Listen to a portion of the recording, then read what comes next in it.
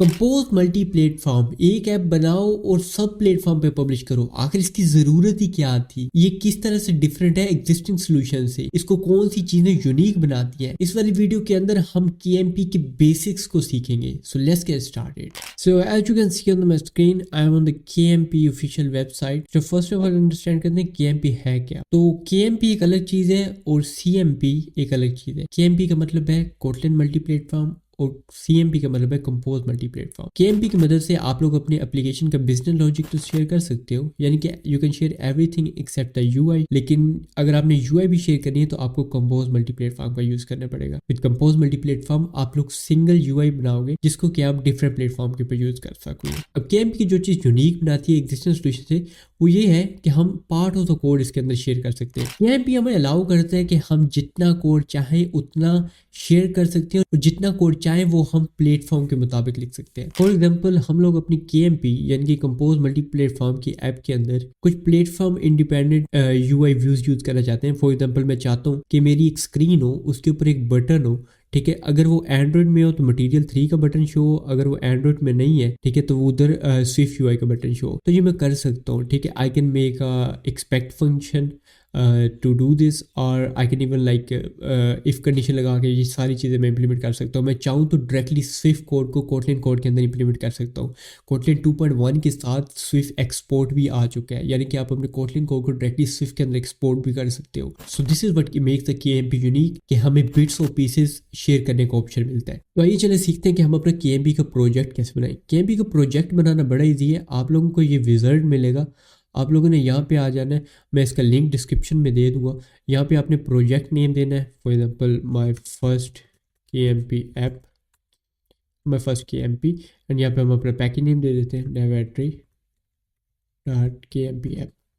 अब नीचे आप लोग देखो तो आपको एंड्रॉइड का ऑप्शन मिलेगा, आईओएस का मिलेगा, और यहाँ पे लिखा है share with compose multi platform UI framework. यानी कि आप जो अपना यूआई है वो एंड्रॉइड और आईओएस दोनों के अंदर शेयर करना है। अगर आप शेयर नहीं करना चाहते तो आप स्विफ्ट यूआई के अंदर आईओएस का फ्रंट एंड लिखोगे, फ्रंट एंड का कोड सारा स्विफ्ट यूआई के अंदर लिखेंगे, लेकिन जो उसका बैक एंड होगा यानी कि डेटाबेस से हमने जो डेटा फेच करना होगा, उसके अलावा हम जो एपीआई कॉल करनी होगी वो हम कोटलिन की मदद से कर सकते हैं।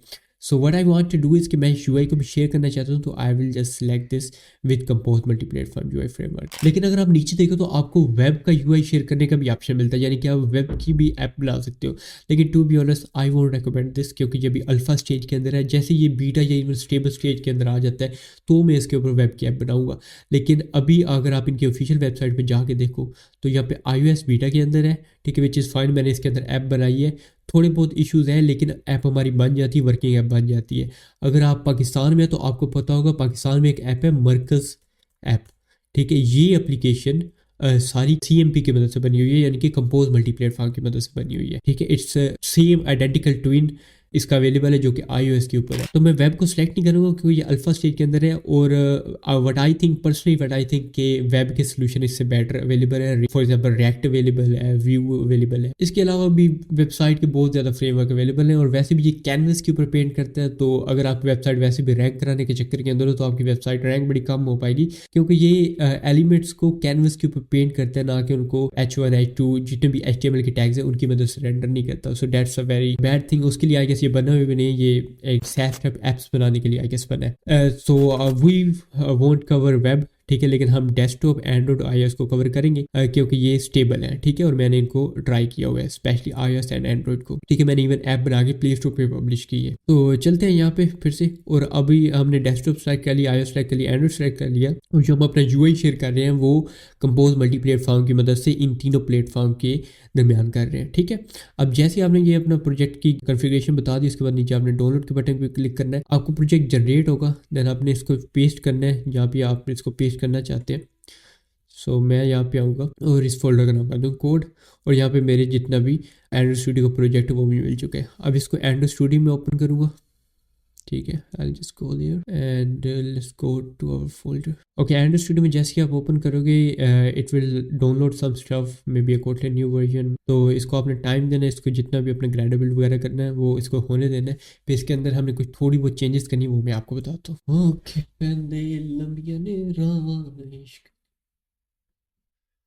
और राइट, तो हमारा प्रोजेक्ट हमारे पास सिंक हो चुके हैं। अगर आप टॉप लेफ्ट साइड पे देखो तो हमारे पास कंपोज ऐप आ चुका है।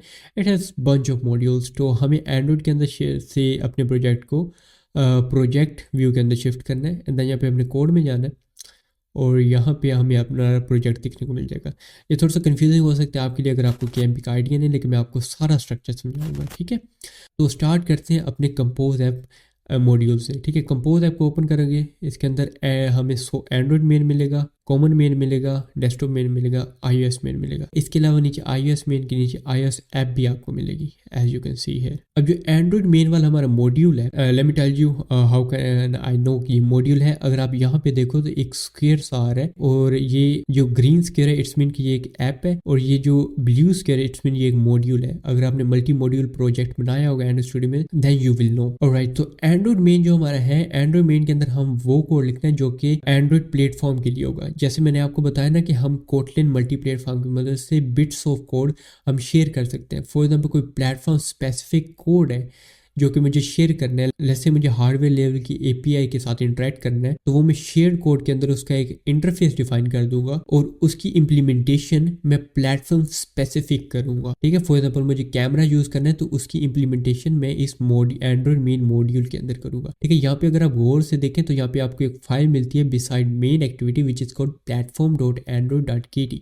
So if you open this class, here you can see the actual function get platform which returns the platform, ठीक है। If you click on the platform like this, तो यहाँ पे हमें एक इंटरफेस मिलता है और इंटरफेस के नीचे एक्सपेक्टेड फंक्शन मिलता है। अब ये फाइल platform.kt अगर आप थोड़ा गौर से देखो, यहाँ पे कॉमन मेन के अंदर अगर हम जाएं तो यहाँ पे हमें ये फाइल देखने को मिलती है।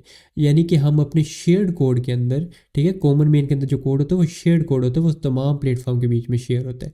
अगर हम देखें तो हमारे शेयर्ड कोड के अंदर एक फंक्शन है जो कि हमारा शेयर्ड कोड एक्सपेक्ट कर रहा है, ठीक है। वो चाहता है कि ये वाला फंक्शन जितने भी प्लेटफॉर्म है वो इम्प्लीमेंट करें और इसकी जो फंक्शनैलिटी है वो लिखें। फिर होगा ये कि जैसे हम अपनी एप्लीकेशन को कंपाइल करेंगे तो कोटलिन कंपाइलर जब कंपाइल कर रहा होगा तो जो इनकी इम्प्लीमेंटेशन होगी उनको ये ऐप के जो फाइनल APK लेसे होगा या EXE फाइल होगी या DMG फाइल होगी या IPA फाइल होगी उनके अंदर ये डाल देगा, ठीक है।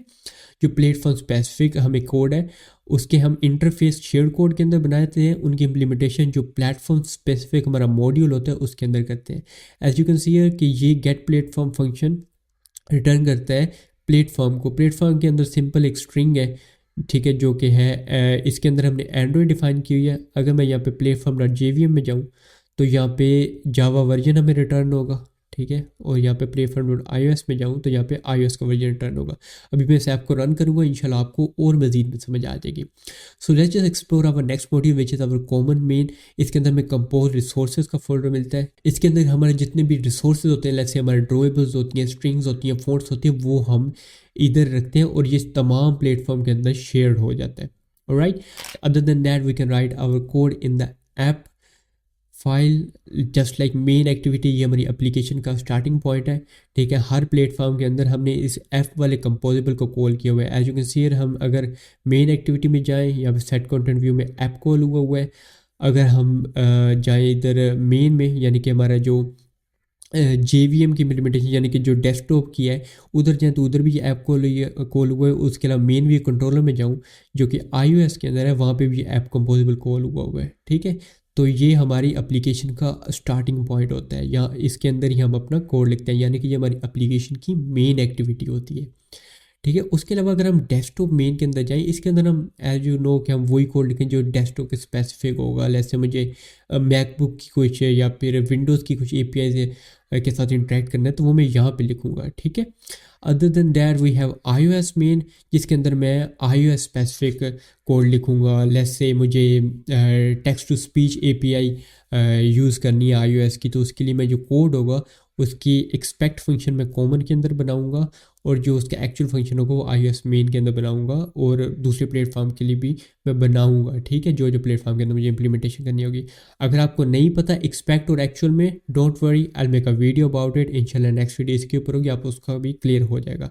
इन कॉमन वर्ड्स मैं आपको बता दूँ कि वो सिंपल एक इंटरफेस होता है जिसको हम डिफाइन अपने कॉमन कोड के अंदर करते हैं, लेकिन हम उसकी इम्प्लीमेंटेशन प्लेटफॉर्म स्पेसिफिक करते हैं। ऑलराइट, ठीक है, अब ये तो हमारा हो गया कोड जो कि हम कोटलिन वगैरह में लिखेंगे। ठीक है, नीचे अगर आप देखो तो यहाँ पे ये iOS ऐप एक और भी मिलता है। ठीक है, यहाँ पे ये है स्विफ्ट कोड।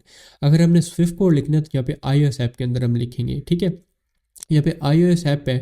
ठीक है, iOS app dot x code project, अगर इसको राइट क्लिक करूँ, ओपन इन एक्स कोड करूँ, ठीक है, ये आपका तभी वर्क करेगा अगर आपके पास मैकबुक है। एंड सेकेंडली, आपके मैकबुक के अंदर एक्स कोड और कमांड लाइन टूल्स जो भी एप्पल के रिक्वायर्ड होते हैं वो आपके इंस्टॉल होने चाहिए। ठीक है, तो मैं इस प्रोजेक्ट को ओपन करता हूँ अपने एक्स कोड के अंदर। ऑलराइट, तो मेरा प्रोजेक्ट यहाँ पे ओपन हो रहा है। ठीक है, अब यहाँ पे जितना मैंने कोड लिखना है मेरे स्विफ्ट को रिलेटेड, मैं यहाँ पे यूआई भी बना के ना जो स्विफ्ट का, उसको अपने कंपोज मल्टी प्लेटफॉर्म से भी कॉल कर सकता हूँ। ठीक है, जैसे मैंने आपको वीडियो के स्टार्ट में एग्जांपल दी थी कि फॉर एग्जांपल मैं चाहता हूँ कि मेरा जो बटन हो वो iOS के अंदर स्विफ्ट यूआई वाला बटन शो हो, तो वो मैं अचीव कर सकता हूँ। यहाँ पे कुछ भी बनाऊँगा उसको मैं डायरेक्टली सी इंट्रोप की मदद से, अब तो मैं कोटलिन टू स्विफ्ट जो डायरेक्टली इंपोर्ट है उसकी मदद से ही इसको यूज़ कर सकता हूँ स्विफ्ट कोड को कोटलिन के अंदर। ठीक है, वो भी बीटा में है, लेकिन उसका एक सोल्यूशन है कि हम सी इंट्रोप की मदद से, अगर आपको नहीं पता मैं सिर्फ इन्फॉर्मेशन के बता रहा हूँ, सी इंट्रोप हमारी समझ लें एक लाइब्रेरी है। एक इन कॉमन वर्ड समझ लें हमारी एक लाइब्रेरी है, उसकी मदद से हम स्विफ्ट कोड को ऑब्जेक्टिव सी में कन्वर्ट करते हैं, देन ऑब्जेक्टिव सी के हेडर्स को हम कॉल करते हैं कोटलिन से। ठीक है, तो इस तरीके से ये वर्क करता है। तो चलो अब ऐसा करते हैं, जितने भी हमारे प्लेटफॉर्म हैं उनके ऊपर हम अपनी ऐप्स को रन करके देखते हैं। ठीक है, so let's start from the Android, but पहले आपने सेटिंग्स में जाना है। ठीक है, प्लगइन्स में जाना है और यहाँ पे आपको एक प्लगइन मिलेगा कोटलिन मल्टी प्लेटफॉर्म। ठीक है, आपने ये देख लेना है इसका लोगो, कोटलिन मल्टी प्लेटफॉर्म बाय जेटब्रेन। ठीक है, इसको आपने इंस्टॉल कर लेना है। इससे होगा ये कि आपका ना iOS वाला सिमुलेटर हम डायरेक्टली एंड्रॉइड स्टूडियो से लॉन्च कर सकते हैं।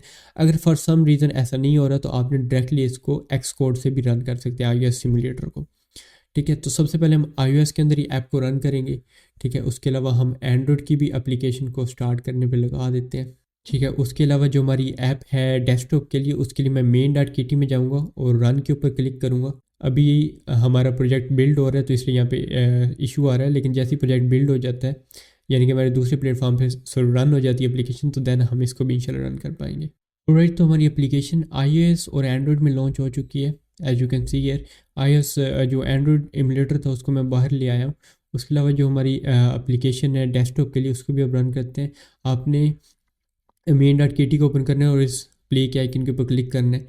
जैसे प्ले के आइकन पर क्लिक करोगे, हो सकता है कि आपके पास कुछ डाउनलोडिंग वगैरह हो, जो भी रिक्वायर्ड चीज़ें होंगी हमारे डेस्कटॉप के लिए वो आपने होने देनी है। तो ये हो जाता है तो फिर मैं आपसे मिलता हूँ।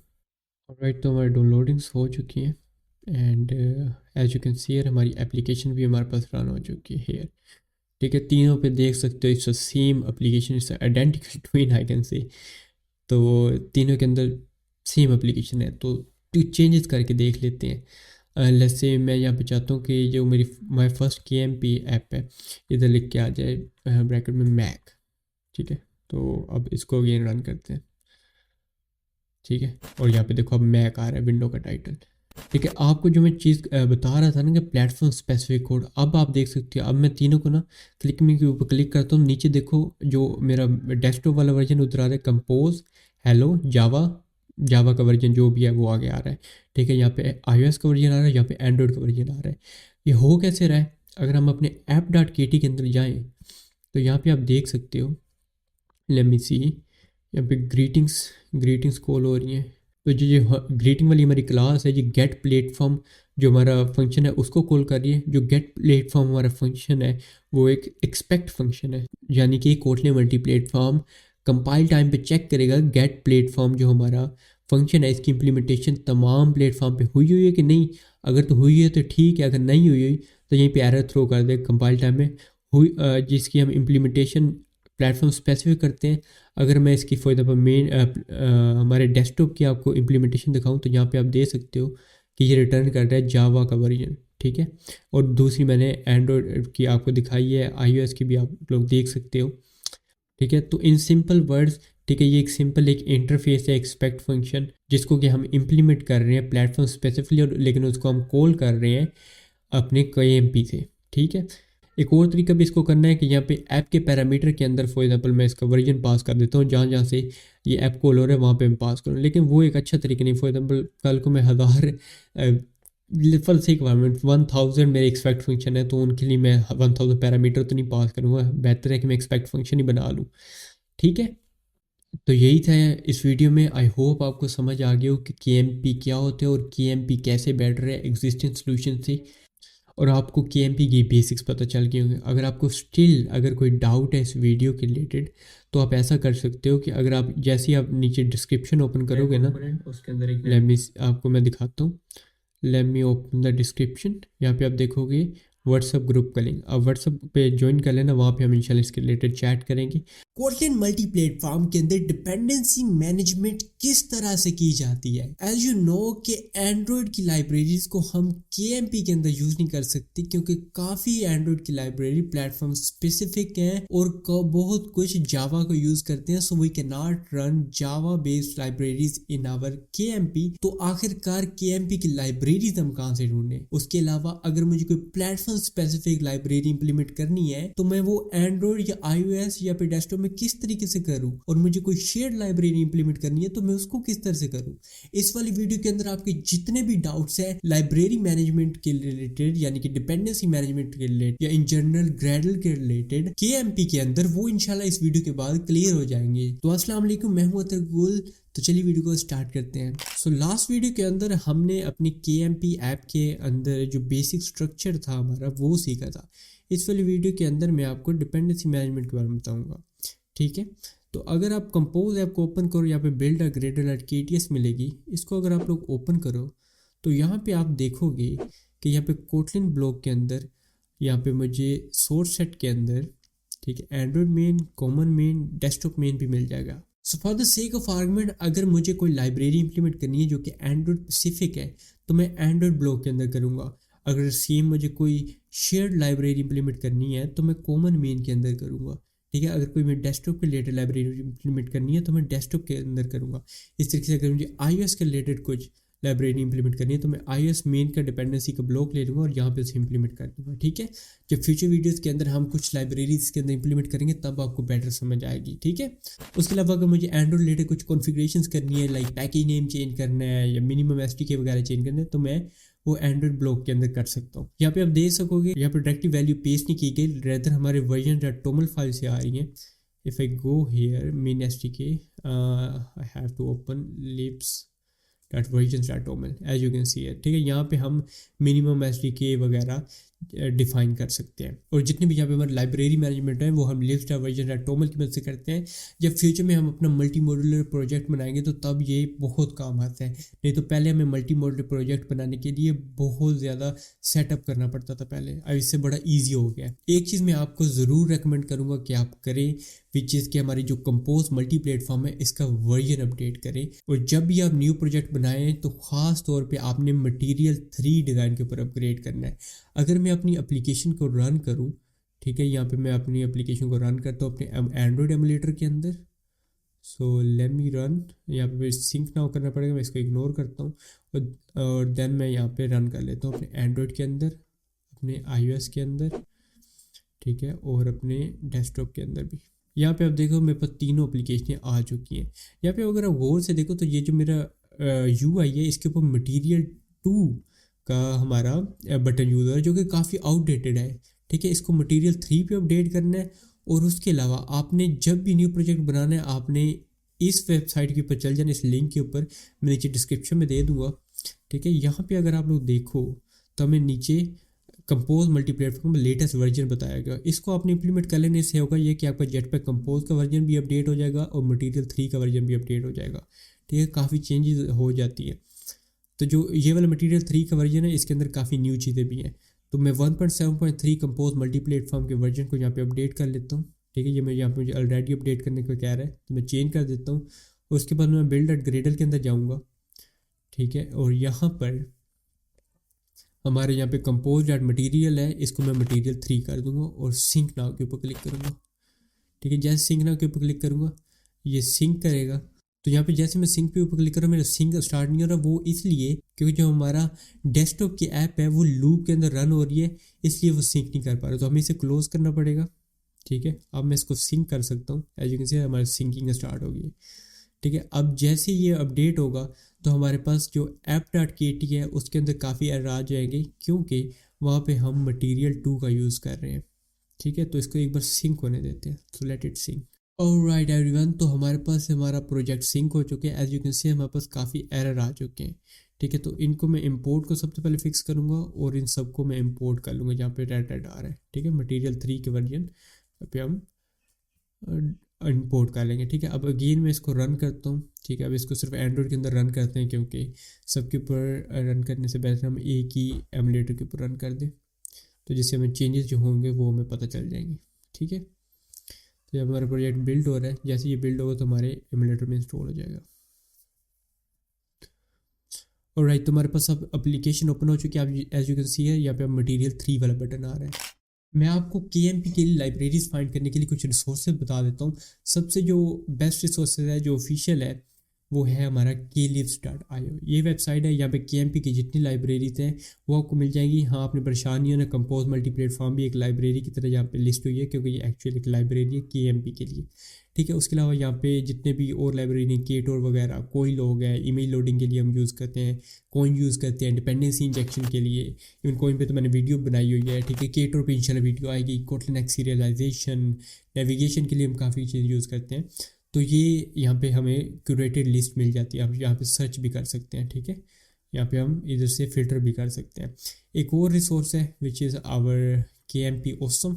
ठीक है, this is also one of the best resource, जिसकी वजह से हम लोग KMP के लिए अच्छी अच्छी लाइब्रेरीज फाइंड कर सकते हैं। उसके अलावा हमारे पास एक और हमारे पास रिसोर्स है which is Kotlin multi platform libraries, which is also cool.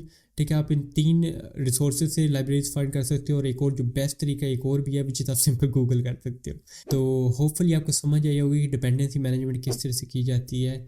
हमारे के कोटलिन मल्टी प्लेटफॉर्म के अंदर हम लोग लाइब्रेरीज़ को किस तरह से इम्प्लीमेंट करते हैं और उनको मैनेज किस तरीके से करते हैं। ठीक है, उनके वर्जन वगैरह, उनके आर्टिफैक्ट वगैरह हम अपने lib.versions.toml में करते हैं मैनेज।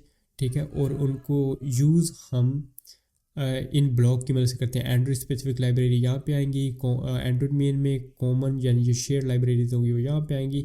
आपको नाम से वाजे हो रहा है। ठीक है, उसके अलावा प्लगइन्स वगैरह तो बाकी जितना भी हमारा ग्रेडल होता है वो एज यूजुअल जैसे हमारा ग्रेडल होता है वैसे ही है।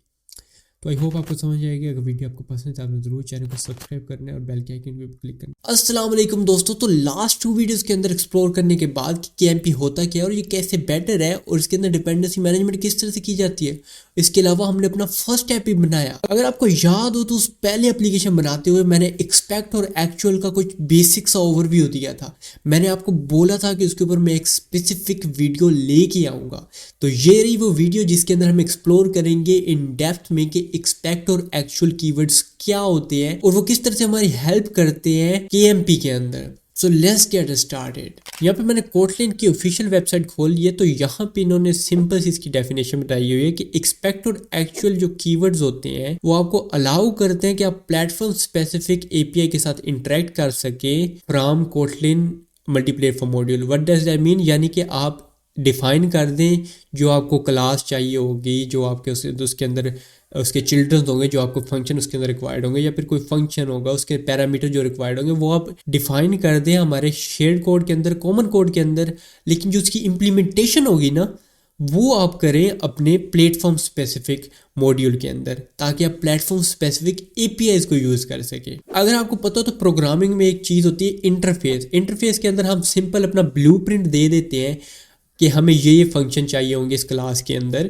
देन हम उस इंटरफेस को दूसरी जब क्लास के अंदर इंप्लीमेंट करते हैं, उसको एक्सटेंड कराते हैं, इनहेरिट कराते हैं, तो तब हमें इंटरफेस के चिल्ड्रन को इंप्लीमेंट करना पड़ता है। ये बिल्कुल ऐसा ही है, लेकिन अगर हम इंटरफेस यूज़ करें तो हमें इंटरफेस को इफ़ कंडीशन या व्हेन कंडीशन लगा के प्लेटफॉर्म के हिसाब से हमें उसको इनिशियलाइज करना पड़ेगा। ये जो बेस्ट चीज़ है एक्सपेक्ट और एक्चुअल कीवर्ड के साथ वो ये है कि कोटलिन कंपाइलर खुद ही जिस प्लेटफॉर्म के लिए हम कंपाइल कर रहे थे उस प्लेटफॉर्म का जो हमने एक्चुअल इम्प्लीमेंटेशन की होती है उसको खुद ही लेके हमारे कोड के अंदर इंजेक्ट कर देता है। ठीक है, this is the best thing about expect and actual keywords. चलो यार, थ्योरी बहुत होगी, अब ज़रा इंप्लीमेंट करते हैं। ठीक है, यहाँ पे आऊँगा कंपोज ऐप के अंदर, कॉमन मेन के अंदर आऊँगा एंड देन कोटलिन के अंदर, और यहाँ पे मैं एक न्यू कोटलिन क्लास बनाऊंगा और इसका नाम रखूँगा लेट्स से टाइम यूटिलिटी। ठीक है, टाइम यूटिल्स। इसके अंदर एक मैं फंक्शन बनाऊंगा गेट करंट ईपोक सेकंड्स, ठीक है, यानी कि हमें करंट सेकंड्स दे दो, ठीक है, सिंस 1970 से। ये एक फंक्शन होगा और ये रिटर्न करेगा लॉन्ग। अब एक्सपेक्ट फंक्शन बनाने के लिए इसके स्टार्ट में मैं एक्सपेक्ट कीवर्ड लगा दूंगा। अब जैसे मैंने एक्सपेक्ट कीवर्ड लगाया तो इसके नीचे अंडरलाइन आ गई है, यानी कि इसकी जो मिसिंग एक्चुअल डिक्लेरेशन है वो इंप्लीमेंट करो। जैसे उसके ऊपर मैं क्लिक करूंगा तो मेरे से पूछ रहा है कि कहाँ कहाँ पे इसकी मिसिंग डिक्लेरेशन इंप्लीमेंट करनी है, ठीक है। मैं बोलूँगा कि यार डेस्कटॉप मेन में करनी है, एंड्रॉयड मेन में करनी है और उसके अलावा iOS मेन के अंदर करनी है, ठीक है। आपने जो iOS ARM64, iOS ARM simulator वगैरह इन सबको कवर करने के लिए आपने iOS मेन को सेलेक्ट करना है, इससे सब ये कवर हो जाएंगे, ठीक है।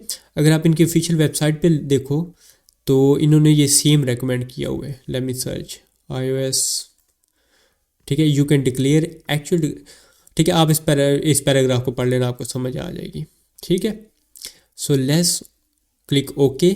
जैसे मैंने ओके के ऊपर क्लिक किया तो आप लोग देख सकते हो सेम पैकेज की नेम के साथ, ठीक है, इन सब मॉड्यूल के अंदर जो कि प्लेटफॉर्म स्पेसिफिक है उनके अंदर एक फ़ाइल बन गई है, ठीक है। अगर मैं एंड्रॉयड को भी दिखाऊं तो यहाँ पे देख सकते हो timeutil.android.kt, ठीक है, timeutil.desktop.kt, timeutil.ios.kt, ठीक है। अब timeutil को मैंने क्यों बनाई है कि जो करंट ईपोक सेकंड है, ठीक है, वो मैं कोटलिन मल्टी प्लेटफॉर्म पे शेयर कोड से नहीं गेट कर सकती, इसके लिए मुझे सिस्टम एपीआई के साथ इंटरेक्ट करना पड़ता है, ठीक है। तो सबसे पहले डेस्कटॉप और एंड्रॉयड की इंप्लीमेंट कर लेते हैं, ये दोनों सेम है। तो मैं इसको ऐसे करूँगा कि यहाँ से रिटर्न करा दूँगा system, let me set system dot current time मिलीज divided by 1000, ठीक है। ये करंट टाइम मिलीज उनको 1000 से डिवाइड करके जैसे रिटर्न कर देगा। सेम एंड्रॉयड का है, क्योंकि ये दोनों जावा का यूज़ करते हैं, JVM का यूज़ करते हैं, इसलिए हम ये चीज़ें यहाँ पे एक्सेस कर सकते हैं। क्योंकि जो iOS है वो नेटिव कोड का यूज़ करते हैं तो वहाँ पे हम ये चीज़ यूज़ नहीं कर सकते, यहाँ पे हमें iOS की API के साथ इंटरेक्ट करना पड़ेगा। तो यहाँ पे मैंने एक स्टैक ओवरफ्लो का आंसर देखा है कि भाई iOS के अंदर किस तरीके से हमें गेट करना है करंट ईपोक सेकंड, ठीक है। तो उसके लिए हमें CF absolute time get current का मेथड यूज़ करना पड़ेगा, उसके अंदर ये टाइम इंटरवल सिंस 1970 प्लस करना पड़ेगा, ठीक है। तो मैं यहाँ पे इसको यहाँ से रिटर्न करा दूँगा, रिटर्न, ठीक है, इसको कॉल करूँगा और यहाँ पे इसको इंपोर्ट करूँगा। ये थोड़ा सा टाइम लेगा, ठीक है। जैसे इंपोर्ट फंक्शन आ जाए इसको मैं इंपोर्ट कर लूँगा और इसके अंदर प्लस करा दूँगा। यहाँ पे अगर गौर से देखो तो यहाँ पे देख KCF एब्सोल्यूट टाइम, यहाँ मैं करूँगा KCF एब्सोल्यूट टाइम सिंस 1970, ठीक है। ये मैं यहाँ से डबल रिटर्न करेगा तो इसको मैं लॉन्ग के अंदर कन्वर्ट कर दूँगा टू लॉन्ग, ठीक है।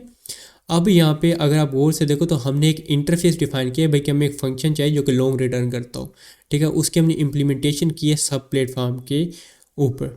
अब कोटलिन कंपाइलर ये करेगा कि जिस प्लेटफॉर्म के ऊपर रन कर देंगे वहाँ पे ये वाला कोड इंजेक्ट कर देगा, ठीक है, जस्ट लाइक डिपेंडेंसी इंजेक्शन। तो अभी ऐसा करते हैं कि इस फंक्शन को अपने UI के अंदर यूज़ करते हैं। कि यहाँ पे मैं ऐसे करता हूँ कि एक स्टेट ले लेता हूँ where current seconds by remember mutable long state of zero long, और यहाँ पे मैं एक लॉन्च इफेक्ट रन करूँगा और ये रन होता रहेगा। इसके अंदर एक वाइल लूप लगाऊंगा और डिले ऐड कर दूंगा 10 सेकंड का और इसको अपडेट करता रहूँगा इस फंक्शन की मदद से, ठीक है। तो मैं करूँगा current seconds is equal to get current epoch second, ठीक है। और यहाँ पे हम नीचे आते हैं और यहाँ पे सिंपल एक बॉक्स ले लेते हैं। अगर आपको जेटपैक कंपोज के अंदर UI बनाना नहीं आता तो मेरा एक क्रैश कोर्स है जेटपैक कंपोज के ऊपर, आप वो देख सकते हो, ठीक है। मॉडिफाई देखो, modify dot fill max size, और यहाँ पे एक टेक्स्ट ले लूँगा और टेक्स्ट होगा सेकंड्स डॉलर करंट सेकंड्स, और ये इसको सेंटर में अलाइन कर देते हैं, मॉडिफाई अलाइनमेंट डॉट सेंटर, ठीक है। अब ज़रा इसको रन करते हैं तमाम हमारे प्लेटफॉर्म के ऊपर। ऑलराइट, तो यहाँ पे हमारे पास एंड्रॉयड के ऊपर रन हो गया, ठीक है। iOS के ऊपर अभी इंशाल्लाह रन हो जाएगा। उसके अलावा जो हमारा डेस्कटॉप है उसकी भी लिए बिल्ड हो रहा है, उसके लिए भी इंशाल्लाह रन हो जाएगा, ठीक है। यहाँ पे देख सकते हो KMP अब हमारी रन हो चुकी है। यहाँ पे iOS के ऊपर iOS वाला जो कोड हमने लिखा था उसका यूज़ करके हमें यहाँ पे हमारे करंट सेकंड दिखा रहा है, उसके अलावा एंड्रॉइड के ऊपर जो एंड्रॉइड के लिए हमने कोड लिखा था उसका यूज़ कर करंट सेकंड दिखा रहा है, और डेस्कटॉप के लिए डेस्कटॉप वाला कोड यूज़ करके करंट सेकंड हमें दिखा रहा है। यहाँ पे for the sake of argument मैं कुछ चेंज कर देता हूँ, ठीक है। iOS के अंदर ना मैं इसके अंदर से एंड पे माइनस भी करा देता हूँ। लेट्स से यहाँ पे 1000 या फिर 10,000 लॉन्ग यहाँ से मैं माइनस करा देता हूँ, ठीक है। अब iOS के अंदर देखना ये 10,000 लॉन्ग हमेशा पीछे रहेगा, तो इसके ऊपर रन होने देते हैं। तो यहाँ पे देखो जो iOS वाला है, ठीक है, वो हमेशा 10,000 पीछे है, ठीक है। यहाँ पे 79,000 चल रहा है, यहाँ पे 69,000 चल रहा है, यहाँ पे 79,000 चल रहा है, ठीक है। यानी कि iOS के ऊपर सिर्फ यही कोड जा रहा है, as you can see here. I hope आपको एक्सपेक्ट और एक्चुअल कीवर्ड डिक्लेरेशन की समझ आ गई होगी। इसके अंदर मैं आपको सिंपल एक रिवाइज कर दूं कि हम एक सिंपल एक ब्लूप्रिंट बता देते हैं कॉमन कोड के अंदर कि इस तरीके से हमारा कोड दिखेगा एक्चुअल जहाँ पे हमने इम्प्लीमेंट किया होगा। देन हम एक्चुअल डिक्लेरेशंस को प्लेटफॉर्म स्पेसिफिक एपीआई की मदद से इम्प्लीमेंट करते हैं, एंड देन हमने जो ब्लूप्रिंट बनाया उसको हमने शेयर कोड से कॉल कर देते हैं, और कोटलिन कंपाइलर जो हमने प्लेटफॉर्म स्पेसिफिक कोड लिखा होता है उसको फाइनल जो हमारी बाइनरी फाइल होती है एपी के DMG होगी EXE होगी उसके अंदर इंजेक्ट कर देता है। अब सवाल उठता है कि यार इसको कब यूज़ किया जाए, कब यूज़ करें, क्या सब जो भी हमने फंक्शन बनाना है उसके अंदर हमें एक्सपेक्ट कीवर्ड यूज़ किया जाए? नो, ऐसा नहीं है। आपने एक्सपेक्ट कीवर्ड तभी यूज़ करना है जब आपने किसी प्लेटफॉर्म स्पेसिफिक एपीआई के साथ इंटरेक्ट करना हो। For the sake of argument मैंने जैसे इंटरेक्ट करना है टेक्स्ट टू स्पीच एपीआई से, कैमरा से इंटरेक्ट करना है, तो वो प्लेटफॉर्म स्पेसिफिक एपीआई हैं, उसके लिए हम एक्सपेक्ट और एक्चुअल कीवर्ड का यूज़ कर सकते हैं, ठीक है। इंशाल्लाह फ्यूचर के अंदर ऐसी लाइब्रेरीज आएंगी जो कि इस चीज़ को फिक्स कर देंगे, हमें एक्सपेक्ट और एक्चुअल लिखना ही नहीं पड़ेगा। उन्होंने खुद ही ये सारी डिक्लेरेशन वगैरह की होंगी, हमें बस शेयर्ड कोड मिल जाएगा, वो उसका हम इम्प्लीमेंट करेंगे, ठीक है। Compose Cupertino is one of the example. इसकी मदद से हम iOS के ऊपर नेटिव जो कंपोनेंट्स हैं स्विफ्ट UI के वो यूज़ कर सकते हैं, और एंड्रॉयड के ऊपर जो हमारे मटेरियल 3 के कंपोनेंट वो यूज़ कर सकते हैं, ठीक है। यहाँ पे ये देखो iOS के अंदर यहाँ पे कैपेटिनो जो हमारे कंपोनेंट्स हैं वो आ रहे हैं। अगर इसको मैं आगे करूँ तो यहाँ पे जब चेंज करते हैं थीम को, लेट मी शो, ये देखो जैसे ये iOS से मटेरियल 3 के अंदर कन्वर्ट हो गए, ठीक है। तो इस तरह की इंशाल्लाह लाइब्रेरीज आएंगी जो हमारी लाइफ को आसान बनाएंगी, लेकिन जिस चीज़ की हमें अभी तक इम्प्लीमेंटेशन नहीं मिलती उसके लिए हमें एक्सपेक्ट और एक्चुअल कीवर्ड का यूज़ करते हैं, ठीक है। काफ़ी चीज़ें अभी भी कवर हुई हैं, जैसे डेट्स कवर हुई हुई हैं, ठीक है। परमिशंस कवर हुई, मोको एक परमिशन लाइब्रेरी है, इसका हम इंशाल्लाह फ्यूचर में कवर करेंगे, ठीक है। तो आई होप आपको समझ आ गया। अगर आपका कोई डाउट है इस वीडियो के रिलेटेड तो आपने डिस्क्रिप्शन से जाके व्हाट्सअप ग्रुप ज्वाइन कर लेना है, वहाँ पे हम बात कर सकते हैं। अस्सलाम वालेकुम everyone and welcome to the KMP course. आज की वीडियो में हम लोग सीखेंगे कि हम लोग अपनी KMP के ऐप में किस तरह से रिसोर्सेज को मैनेज करें। जैसे हमारे पास इमेजेस हैं, फॉन्ट्स हैं, स्ट्रिंग्स हैं, तो हम उसको किस तरीके से मैनेज करें। सो बगैर टाइम के वेस्ट किए चलिए वीडियो स्टार्ट करते हैं। तो अगर आपको हमारी पहली वीडियो याद हो तो उसके अंदर मैंने आपको बताया था कि जितने भी हमारे कंपोज के रिलेटेड रिसोर्सेज होंगे हम उसको कॉमन मेन और कंपोज रिसोर्सेज के अंदर मैनेज करेंगे, ठीक है। ये समझ लो कि एंड्रॉइड का रिसोर्स वाली डायरेक्टरी है, ठीक है। इसके अंदर हम स्ट्रिंग्स वगैरह फ़ॉन्ट जो चाहे मर्जी रख सकते हैं, और देन उसको यूज़ कैसे करना है वो मैं आपको समझाता हूँ, ठीक है। फिलहाल ऐसा करते हैं कि यहाँ पे एक इमेज में पेज कर देता हूँ अपने ड्रॉएबल के अंदर। तो मैं जिसको हेयर कॉपी दिस इमेज यहाँ पे इसको पेज कर देते हैं JPEG, तो ये मेरे थंबनेल है, अच्छा सा प्यारा सा आ गया। अब देखते हैं कि इसको यूज़ किस तरह से करना है, ठीक है। यहाँ पे हम पिछली बार सेकंड्स लगा रहे थे, तो एक काम करते हैं, यहाँ पे एक कॉलम ले लेते हैं, इसको यहाँ से कट करते हैं, and also cut this and यहाँ पे एक कॉलम ले लेते हैं लाइक दिस। इसका फिल मैक्स साइज कर लेते हैं, modifier dot fill max size, and horizontal alignment dot centre horizontally, and vertical arrangement dot centre like this, ठीक है। अब यहाँ पे हम अपनी एक इमेज कंपोजेबल लेंगे जो कि कंस्ट्रक्टर में पेंटर लेगा, और पेंटर के अंदर हम पेंटर रिसोर्स दे देंगे, पेंटर रिसोर्स। और यहाँ पे हम रिसोर्सेज ऑब्जेक्ट की मदद से हम अपने जो भी ड्रॉएबल के अंदर हमारी इमेज पड़ी होगी उसको गेट कर लेंगे। एंड्रॉइड के अंदर आर होता है, यहाँ पे रिसोर्सेज है, ठीक है। ये रिसोर्सेज आ कहाँ से रहा है, आप अगर जाएँ build.gradle.kts के अंदर तो यहाँ पे ये लाइब्रेरी इंक्लूडेड है, ठीक है। कंपोज 1.6 से पहले हमें सब प्लेटफॉर्म के लिए अलग अलग मैंने ये चीज़ें करनी पड़ी थी, लेकिन 1.6 के बाद जेटपेड ने एक लाइब्रेरी इंट्रोड्यूस कर दी जो कि एंड्रॉयड के रिसोर्सेज वाले जो हमारा क्लास होती है उसकी तरह वर्क करती है, ठीक है।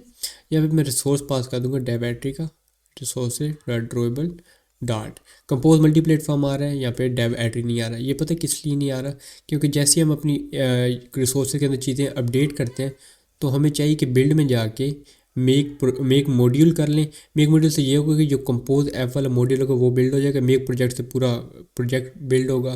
तो मैं मेक मॉड्यूल करूँगा, इससे हमारे रिसोर्सेज कम यूज़ होंगे। तो मेक मॉड्यूल करते हैं, इससे अब ये ग्रेडर बिल्ड वगैरह फिनिश करके जो भी कोड रिक्वायर्ड होगा वो ऑटोमेटिकली जनरेट कर लेगा रिसोर्सेज के लिए। ठीक है, सो let it finish. It's taking little longer, तो इसको मैं कैंसिल करके ना एक बार ऐप को रन कर लेता हूँ। ये iOS के लिए ना अक्सर यहाँ पे जाके अटक जाते हैं। ठीक है, जब iOS सिमुलेटर ARM64 के लिए बिल्ड करते हैं। एक बार चेक कर लेते हैं, शायद हमारा रिसोर्सेज वाला कोड जनरेट होगा, या एंड इट्स जनरेटेड। ठीक है, आपने ऐसा करना कि इसको एक बार रन कर लेना। तो मैं कैसे करता हूँ, एक बार इसको क्लीन प्रोजेक्ट करते हैं। ठीक है, क्लीन करने के बाद ना इसको देखते हैं हमारा रिसोर्स आ रहा है या नहीं। ठीक है, रिसोर्स हमारे पास नहीं आ रहा। ठीक है, तो अभी ऐसा करने इसको कमेंट करते हैं, यहाँ पे जो इशू है इसको भी एक बार फिक्स कर लेते हैं। देन एक बार एप्लीकेशन को अपने एंड्रॉइड इमुलेटर के अंदर रन करके देख लेते हैं। इससे होगा ये कि हमारा जो रिसोर्स वाला ऑब्जेक्ट होगा वो जनरेट हो जाएगा। ठीक है, तो ये फिनिश हो गया। अब हमारा रिसोर्स वाला ऑब्जेक्ट यहाँ पे जनरेट हो गया।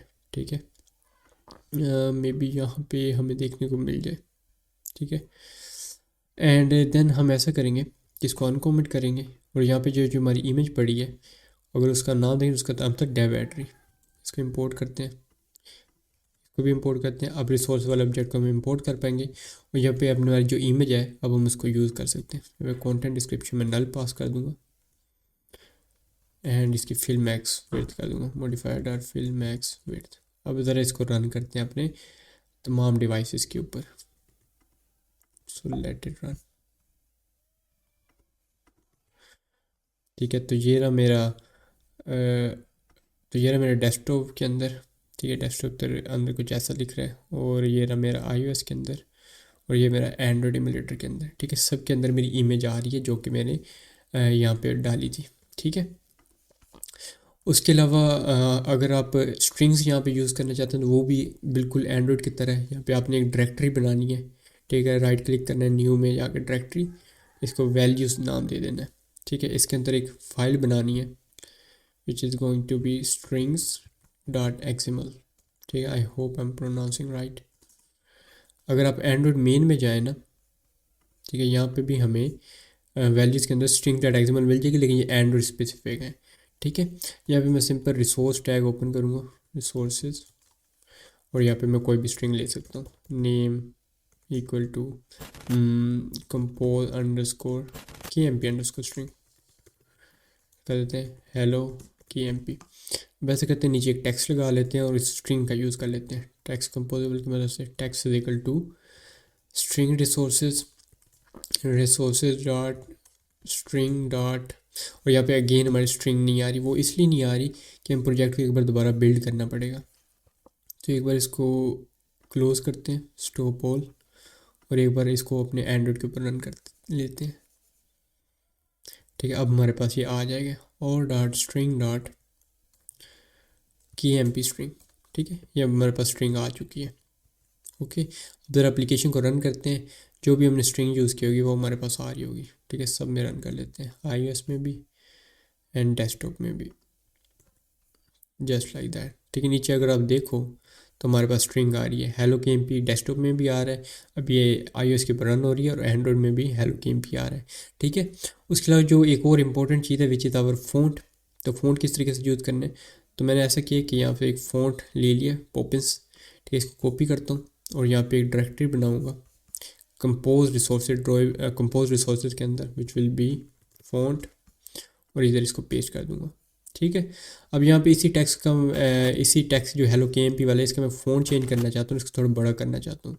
सो what I will do is कि सबसे पहले तो इसका जो साइज़ होगा ना, फ़ॉन्ट साइज़, इसको कर दूँगा टेक्स्ट यूनिट, जैसे कर देते हैं हम 30F, और यहाँ पे टेक्स्ट यूनिट टाइप .sp।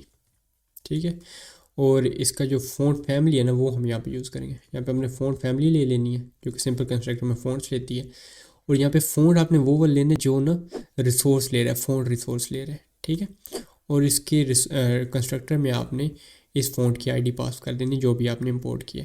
ठीक है, अगेन हमें रन करनी पड़ेगी, हमारी एक बार प्रोजेक्ट को बिल्ड करना पड़ेगा।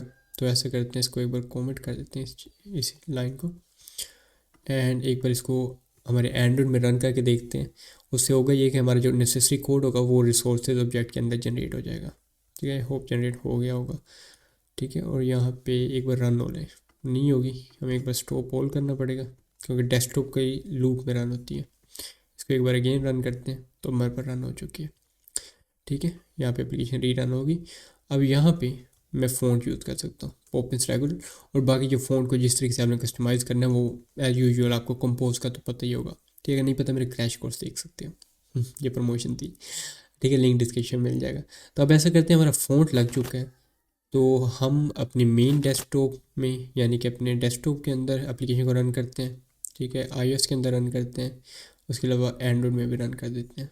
ठीक है, so as you can see है नीचे फ़ॉन्ट यहाँ पे चेंज हो चुका है। ठीक है, यहाँ पे फ़ॉन्ट चेंज हो गया, यहाँ पे भी फ़ॉन्ट चेंज हो चुका है। ये पॉपिंस फ़ॉन्ट है।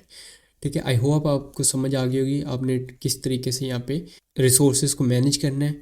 ठीक है, अगर आपको कोई क्वेश्चन है इस वीडियो को लेके तो आपने मुझे कमेंट में बताना है। ठीक है, अगर आपको कोई इशू आ रहा है तो आपने डिस्क्रिप्शन से व्हाट्सएप ग्रुप ज्वाइन कर लेना है। अस्सलाम वालेकुम दोस्तों, welcome back to another video. आज की वीडियो में हम लोग सीखेंगे कि हम अपनी KMP के एप्लीकेशन के अंदर थीमिंग किस तरह से कर सकें। हम देखेंगे हम अपना कस्टम थीम किस तरह से बनाएं, एज वेल एज हम अपनी टाइपोग्राफी कस्टम किस तरह से बनाएं। तो ये वीडियो बड़े मज़े की होने वाली है, वीडियो को एंड तक देखना।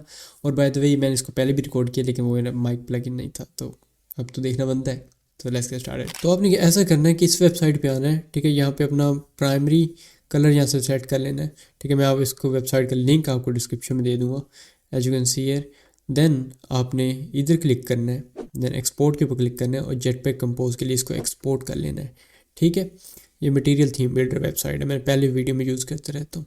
ठीक है, देन आपने इस जिप फाइल को डाउनलोड करना है, एक्सट्रैक्ट करना है, UI में जाना है, थीम में जाना है, उस पूरे थीम वाले फोल्डर को आपने कर लेना है कॉपी।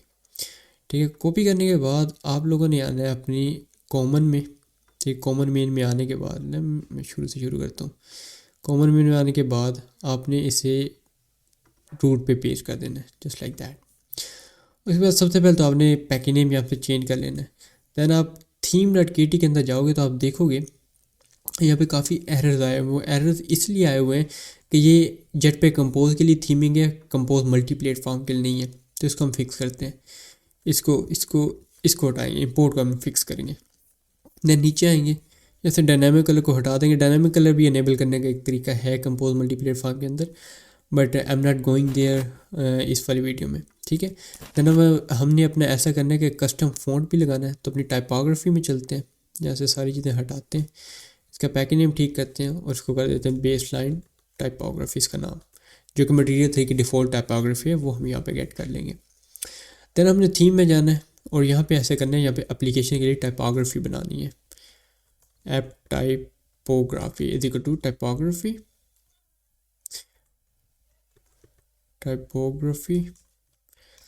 एंड यहाँ पे टाइपोग्राफी के अंदर हम multiple display large multiple text के जो स्टाइल्स हैं उनके लिए हम डिफरेंट टाइप्स की स्टाइल दे सकते हैं। ठीक है, तो हम ऐसा करते हैं डिस्प्ले लार्ज के लिए ना मैं चाहता हूँ कि जो मेरा फ़ॉन्ट हो ना वो हो पॉपिंस वाला। ठीक है, सबसे पहले सीखते हैं फ़ॉन्ट कैसे गेट करना है। मैंने पिछली वीडियो में सिखाया था लेकिन अब एक प्रॉपर वे में सिखाते हैं। आपने कंपोजेबल फंक्शन बनाना है। ठीक है, मेक श्योर वो कंपोजेबल हो, नहीं तो हम फ़ॉन्ट को गेट नहीं कर पाएंगे। ठीक है, ये बनाने के बाद इसका नाम रखना है गेट पॉपिंस फैमिली, जो भी आपके फ़ॉन्ट का नाम है। ठीक है, इसको चाहो तो आप प्राइवेट भी बना सकते हो क्योंकि हमने सिर्फ थीम के अंदर फ़िलहाल चाहिए। एंड देन हम ऐसा करेंगे कि यहाँ से इसको फ़ॉन्ट फैमिली रिटर्न करा देंगे और यहाँ पे फ़ॉन्ट ले लेंगे। मेक श्योर वो वाला फ़ॉन्ट लेना जो कि अपने कंस्ट्रक्टर में फ़ॉन्ट रिसोर्स लेता है। ठीक है, ये रिसोर्स दे देंगे, resource dot font dot Poppins regular और इसका वेट कर देंगे फ़ॉन्ट वेट डॉट नॉर्मल। इस तरीके से मैं अपना थिन वाला फ़ॉन्ट भी ले लूँगा जो कि पॉपिंस वाला ही है, पॉपिंस थिन, और ये होगा thin like this. And then यहाँ पे हम अपनी डिस्प्ले लार्ज के लिए ये पॉपिंस फ़ॉन्ट सेट करा देंगे। तो हम लेंगे display large is equal to baseline typography dot display large dot copy and यहाँ पे font family is equal to get Poppins font family. ठीक हो गया। हम ऐसा करते हैं कि ना ये सबके लिए हमें फ़ॉन्ट फैमिली सेट करनी है, तो ऐसा करता हूँ मैं आपको ना बड़े मज़े का तरीका बताता हूँ। आपने सबको करना है कॉपी, आपने लेना है मल्टी कर्सर, आपने ओल्ट और शिफ्ट प्रेस करना है यहाँ पे शुरू में, और यहाँ पे मल्टी कर्सर ले लेना है कुछ इस तरीके से, सब सब जगह पे मल्टी कर्सर ले लेना है एंड देन इसको सिलेक्ट करना है। ठीक है, अब ऐसे भी सिलेक्ट कर सकते हो, इस तरीके से सिलेक्ट करना है एंड देन आपने इसे कट करना है।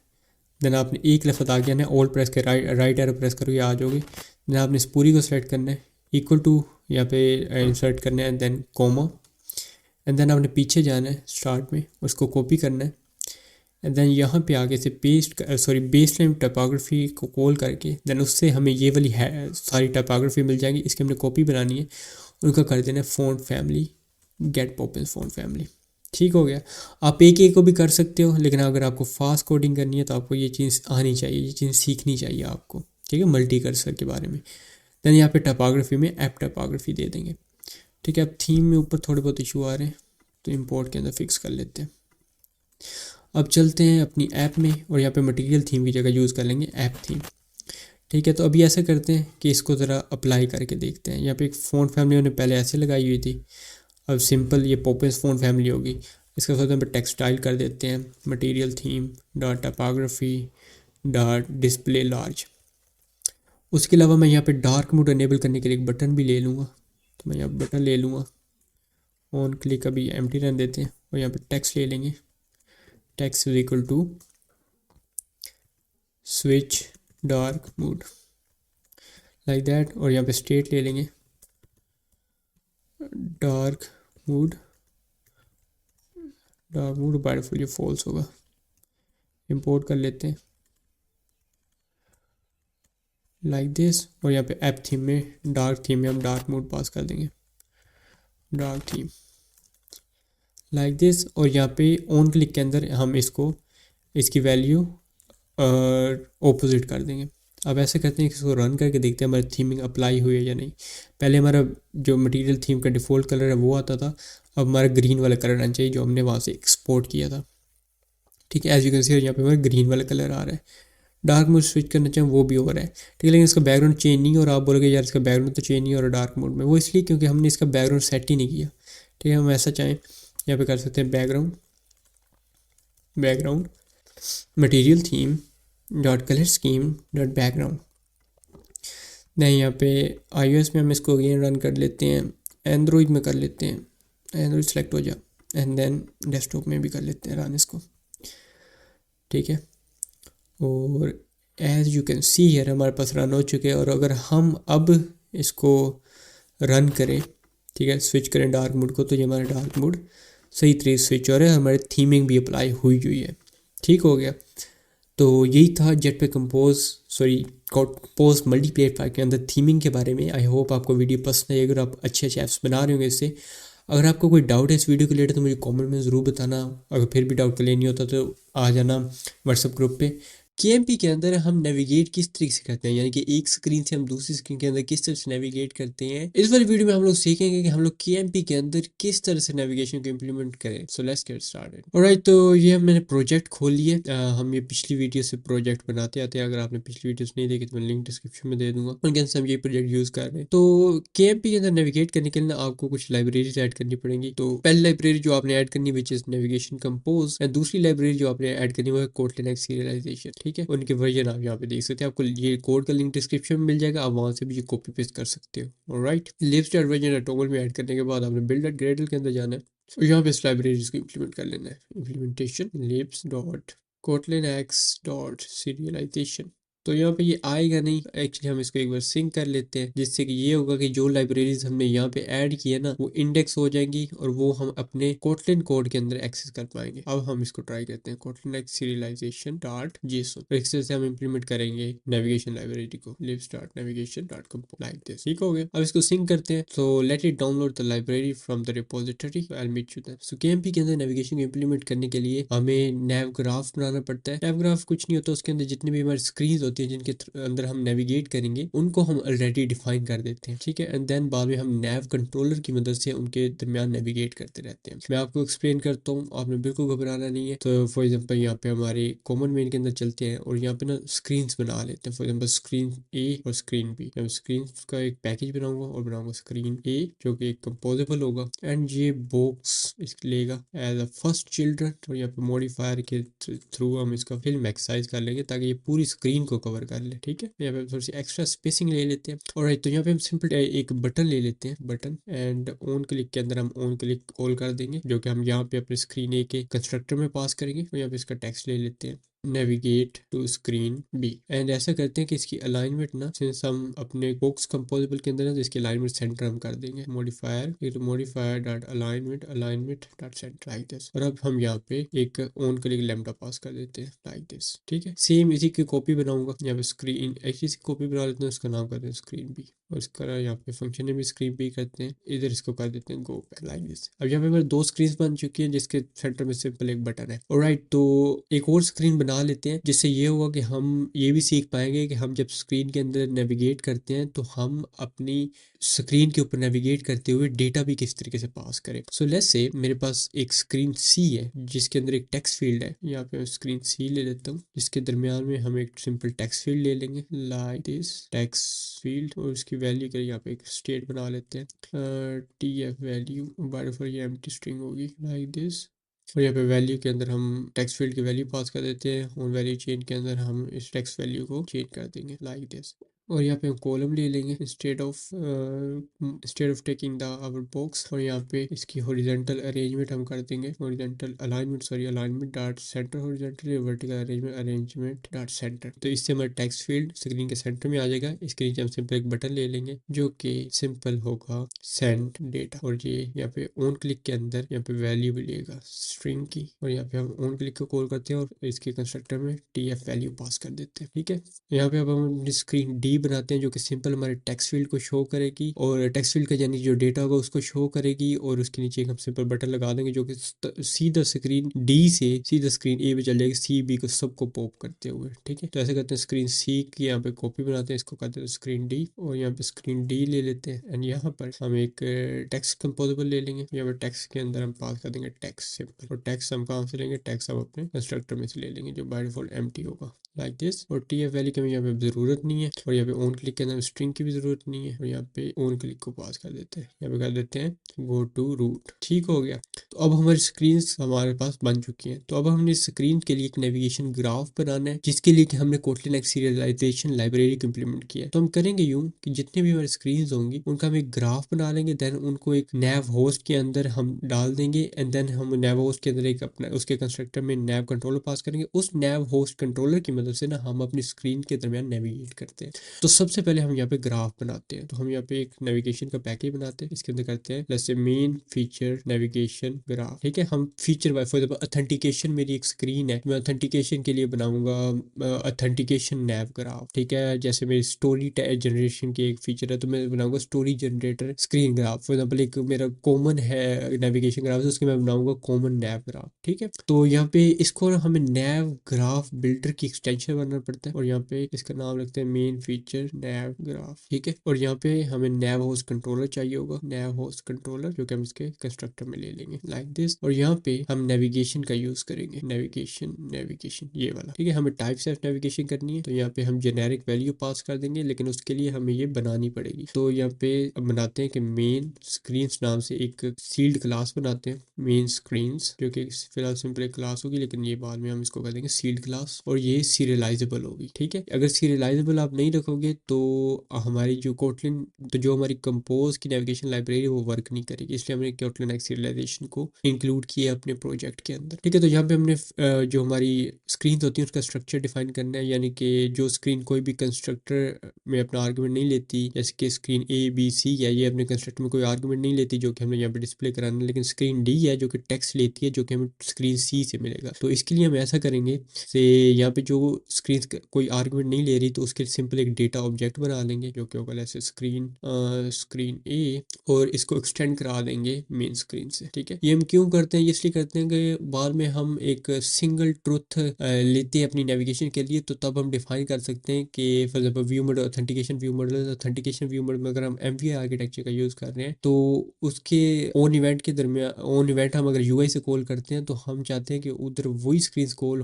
पास हो ऑन इवेंट के अंदर जो कि हमारी ऑथेंटिकेशन स्क्रीन के रिलेटेड है। इसलिए मैंने इसको मेन स्क्रीन से एक्सटेंड करा दिया। ठीक है, ये थोड़ा सा कॉम्प्लिकेट हो सकता है, इंशाल्लाह फ्यूचर में मे भी मैं इसके प्रोजेक्ट लाऊं तो आपको मजीद समझ लगे, लेकिन मैं अभी यहाँ पे थोड़ा सा आपको बता देता हूँ। ये एक मेरा प्रोजेक्ट है स्टोरीपीडिया का, इसके ऊपर मैंने एक वीडियो बनाई हुई है। तो मैं अगर ऑथेंटिकेशन व्यू मॉडल के अंदर चलूँ और यहाँ पे ऑन ऑथेंटिकेशन इवेंट्स में चलूँ और यहाँ पे है नेविगेट के अंदर जो इसकी टाइप है ना वो ऑथेंटिकेशन स्क्रीन दी है। ठीक है, यहाँ पे एनी भी मैं पास करता तो फिर मैं किसी भी फीचर के अंदर नेविगेट कर सकता, लेकिन मैं ऐसा नहीं चाहता था ताकि मैं क्लीन आर्किटेक्चर गाइडलाइन को फॉलो कर सकूँ। ठीक है, अब यहाँ पे मैं स्क्रीन सी की तरह स्क्रीन बी बनाऊंगा, इस तरीके से स्क्रीन सी बनाऊंगा, और बस आपने ये करना है कि इन सबको ना सीरियलाइजेबल बना देना है, @serializable, और अपनी पहली वाली को बना लेते हैं सीरियलाइजेबल। अच्छा, यहाँ पे ये इशू दिखा रहा है, ये इसलिए बता रहा है कि ना जो Kotlin x serialisation compiler plugin है वो हम ऐड करना भूल गए, तो उसको भी जल्दी से ऐड कर लेते हैं। सबसे पहले आपने libstart टोमल में जाना है, नीचे जाना है और ये यहाँ पे प्लगइन ऐड कर देना है। ठीक है, आपने डिस्क्रिप्शन से इसे कॉपी कर लेना है कोड पे अंदर जाके, देन आपने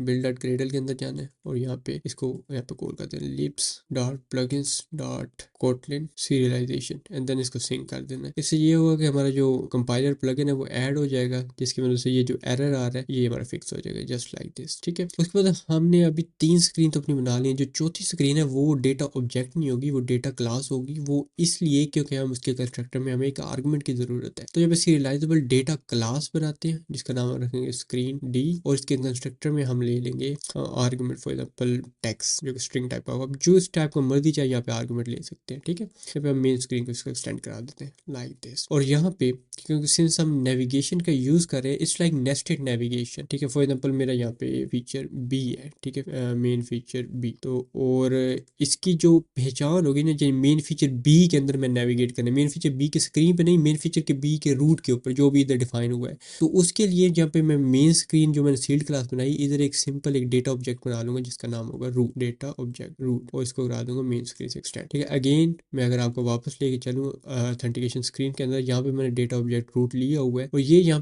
पे यूज हो रहा है। अगर आप नेविगेशन ग्राफ में जाओ तो यहाँ पे मैंने रूट यूज किया हुआ है, जो इस नेविगेशन की पहचान, जो इस नेविगेशन की डेस्टिनेशन आईडी है समझ लो, वो रूट ऑथेंटिकेशन स्क्रीन का रूट है, और बाकी इसके अंदर जो स्क्रीन है उनकी जो कोरिस्पॉन्डिंग आईडीज हैं, जो उनकी डेस्टिनेशन हैं, वो मैंने यहाँ पे डिफाइन की हुई है। ठीक है, ये वाली। ऑलराइट, तो आई होप आपको समझ आ गई होगी। अगर आपको यार अक्सर औकात हमें होता है कि चीज़ें वीडियो पे समझ नहीं आ रही थी, जब तक इम्प्लीमेंट नहीं करते। आप जब एक बार इम्प्लीमेंट करोगे आपको समझ आ जाएगी इंशाल्लाह। ठीक है, तो यहाँ पे मैं इसको जो एग्जांपल थी इसको कट करता हूँ, और यहाँ पे मैं ले लूंगा मेन स्क्रीन स्टार्ट रूट, और यहाँ पे स्टार्ट डेस्टिनेशन पास कर दूंगा, यानी कि पहली स्क्रीन हमारी हो जो जिसके जब भी इस फीचर के अंदर नेविगेट करो तो वो पहली स्क्रीन कौन सी उसके सामने आए, वो मैं चाहता हूँ कि स्क्रीन ए उसके सामने आए। तो मैं करूँगा main screen dot screen A, और यहाँ पे इसके अंदर मैं अब कंपोजेबल्स ले लूंगा। कंपोजेबल के अंदर हम अपना जेट पे कंपोज की जो कंपोजेबल फंक्शन होते हैं वो कॉल कर सकते हैं, और इसके अंदर हम जेनेरिक पास कर सकते हैं, यानी कि हम स्क्रीन के रिलेटेड इन्फॉर्मेशन पास कर सकते हैं, और इसके अंदर हम अपनी एनिमेशन को होता है उसको भी कस्टमाइज कर सकते हैं। तो यहाँ पे मेन स्क्रीन के अंदर जो मैं जेनेरिक पास कर दूंगा होगा स्क्रीन ए, और देन यहाँ पे मैं अपनी स्क्रीन ए का कंटेंट कॉल कर दूंगा स्क्रीन ए, सॉरी ये नहीं, स्क्रीन ए लाइक दिस। ठीक है,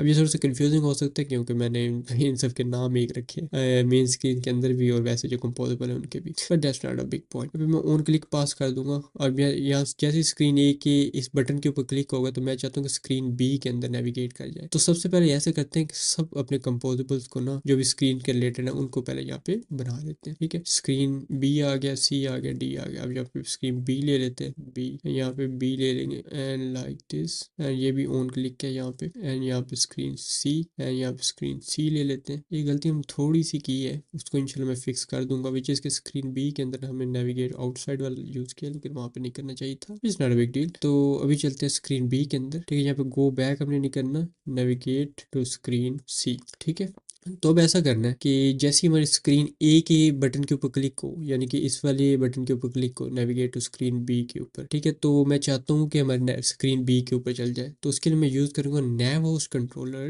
डॉट नेविगेट, और यहाँ पे राउट पास कर दूंगा, और राउट हमारा होगा main screen start screen B. इस तरीके से इसकी कॉपी बनाते हैं, और यहाँ पे स्क्रीन बी के ऊपर जब बटन के ऊपर क्लिक हो तो स्क्रीन सी के अंदर चला जाए। तो हम करेंगे screen C, and same screen C के बटन के ऊपर जब क्लिक हो तो स्क्रीन डी पे तो जाए, लेकिन स्क्रीन डी के साथ अपना जो वैल्यू हमने टेक्स्ट फील्ड के अंदर एंटर किया वो भी लेके जाए। यहाँ पे हमें वैल्यू ऑन क्लिक के अंदर मिल रही है, और यहाँ पे देखो तो यहाँ पे ऑन क्लिक लैम्डा के अंदर हम कंस्ट्रक्टर में एक स्ट्रिंग वैल्यू ले रही है। वो स्ट्रिंग वैल्यू कौन सी है? जो भी हमारे टेक्स्ट फील्ड के अंदर वैल्यू होगी, एज यू कैन सी है। ठीक है, यहाँ पे मैं स्क्रीन डी को अंदर जो टेक्स्ट होगा वो मैं यहाँ से ले लूंगा, टेक्स्ट का नेम भी दे देते हैं। एंड देन स्क्रीन डी के अंदर जो हमारा बटन है, मैं चाहता हूँ कि वहां पे ऐसा हो कि स्क्रीन डी के बटन के ऊपर जब भी क्लिक हो तो स्क्रीन सी को भी स्किप करो, बी के भी स्किप करो, सीधा स्क्रीन ए पे चल जाओ। तो उसका बड़ा आसान है, तो उसके लिए मैं करूंगा navs controller dot navigate route is equal to main screen dot screen A, और यहाँ पे मैं लेमडा ले लूंगा, और यहाँ पे कर दूंगा pop up to. Make sure आपने ये वाले कंस्ट्रक्टर को ओवरलोड करना है जो कि कंस्ट्रक्टर में राउट ले रहा है और जो कि जेनेरिक है। यहाँ पे राउट पास कर देते हैं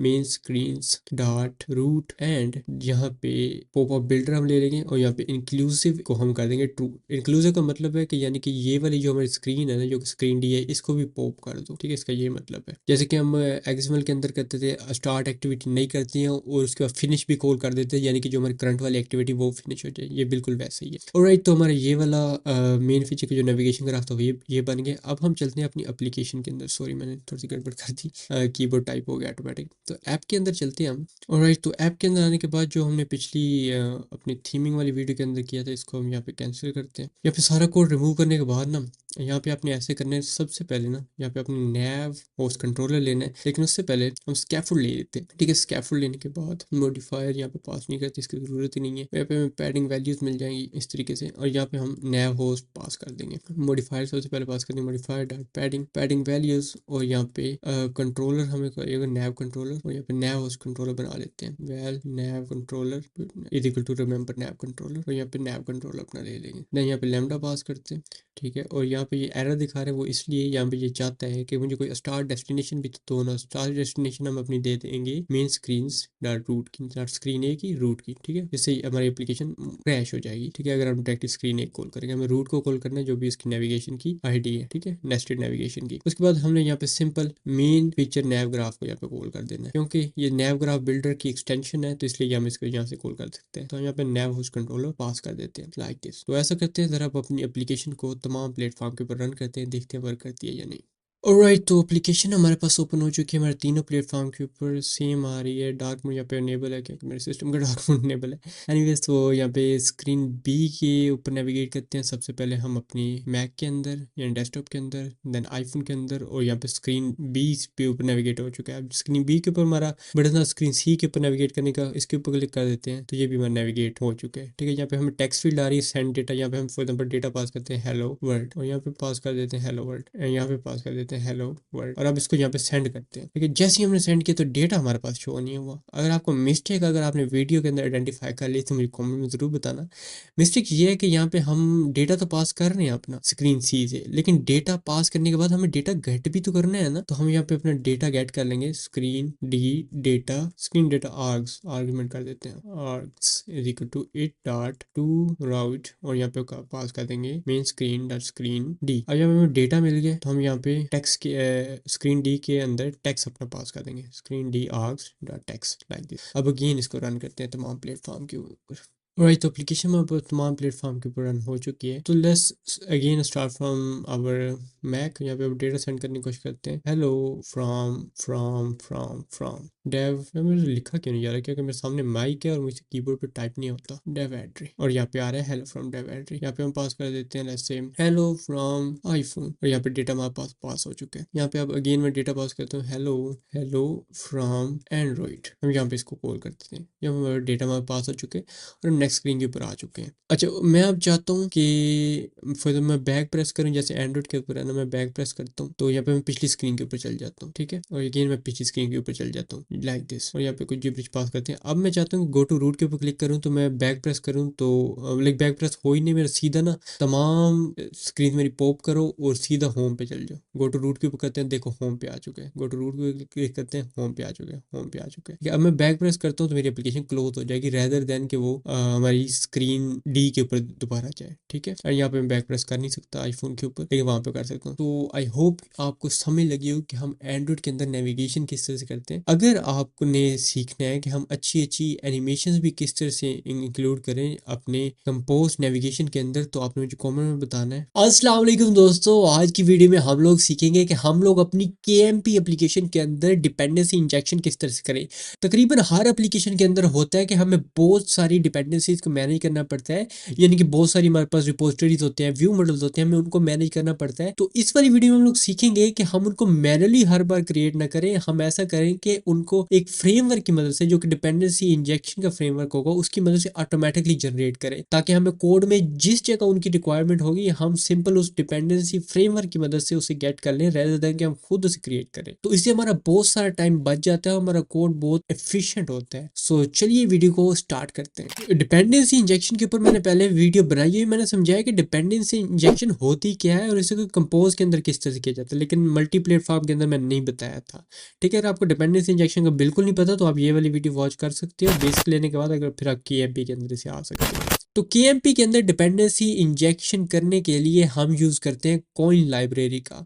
इस लाइब्रेरी की मदद से हम अपनी dependency injection Kotlin multi platform के अंदर करते हैं। डैगर हिट वगैरह भी हैं, लेकिन वो अभी तक कंपोज मल्टी प्लेटफॉर्म के लिए नहीं आई, और फिलहाल this is the best library. मैंने इसको प्रोडक्शन रेडी प्रोजेक्ट्स के अंदर यूज़ किया है, कोई भी इशू नहीं आता इसके अंदर। ऑलराइट, तो अब सीखते हैं कि इसको यार किस तरह से इंप्लीमेंट करना है। आप लोगों ने डिस्क्रिप्शन में गिटहब में से ना ये लाइब्रेरीज आपने जाके ना कॉपी कर लेनी है। इस वाली वीडियो के अंदर ना एक मैं आपको और चीज़ बताऊंगा जो कि मैंने कोइन को इम्प्लीमेंट करते हुए फेस किया है।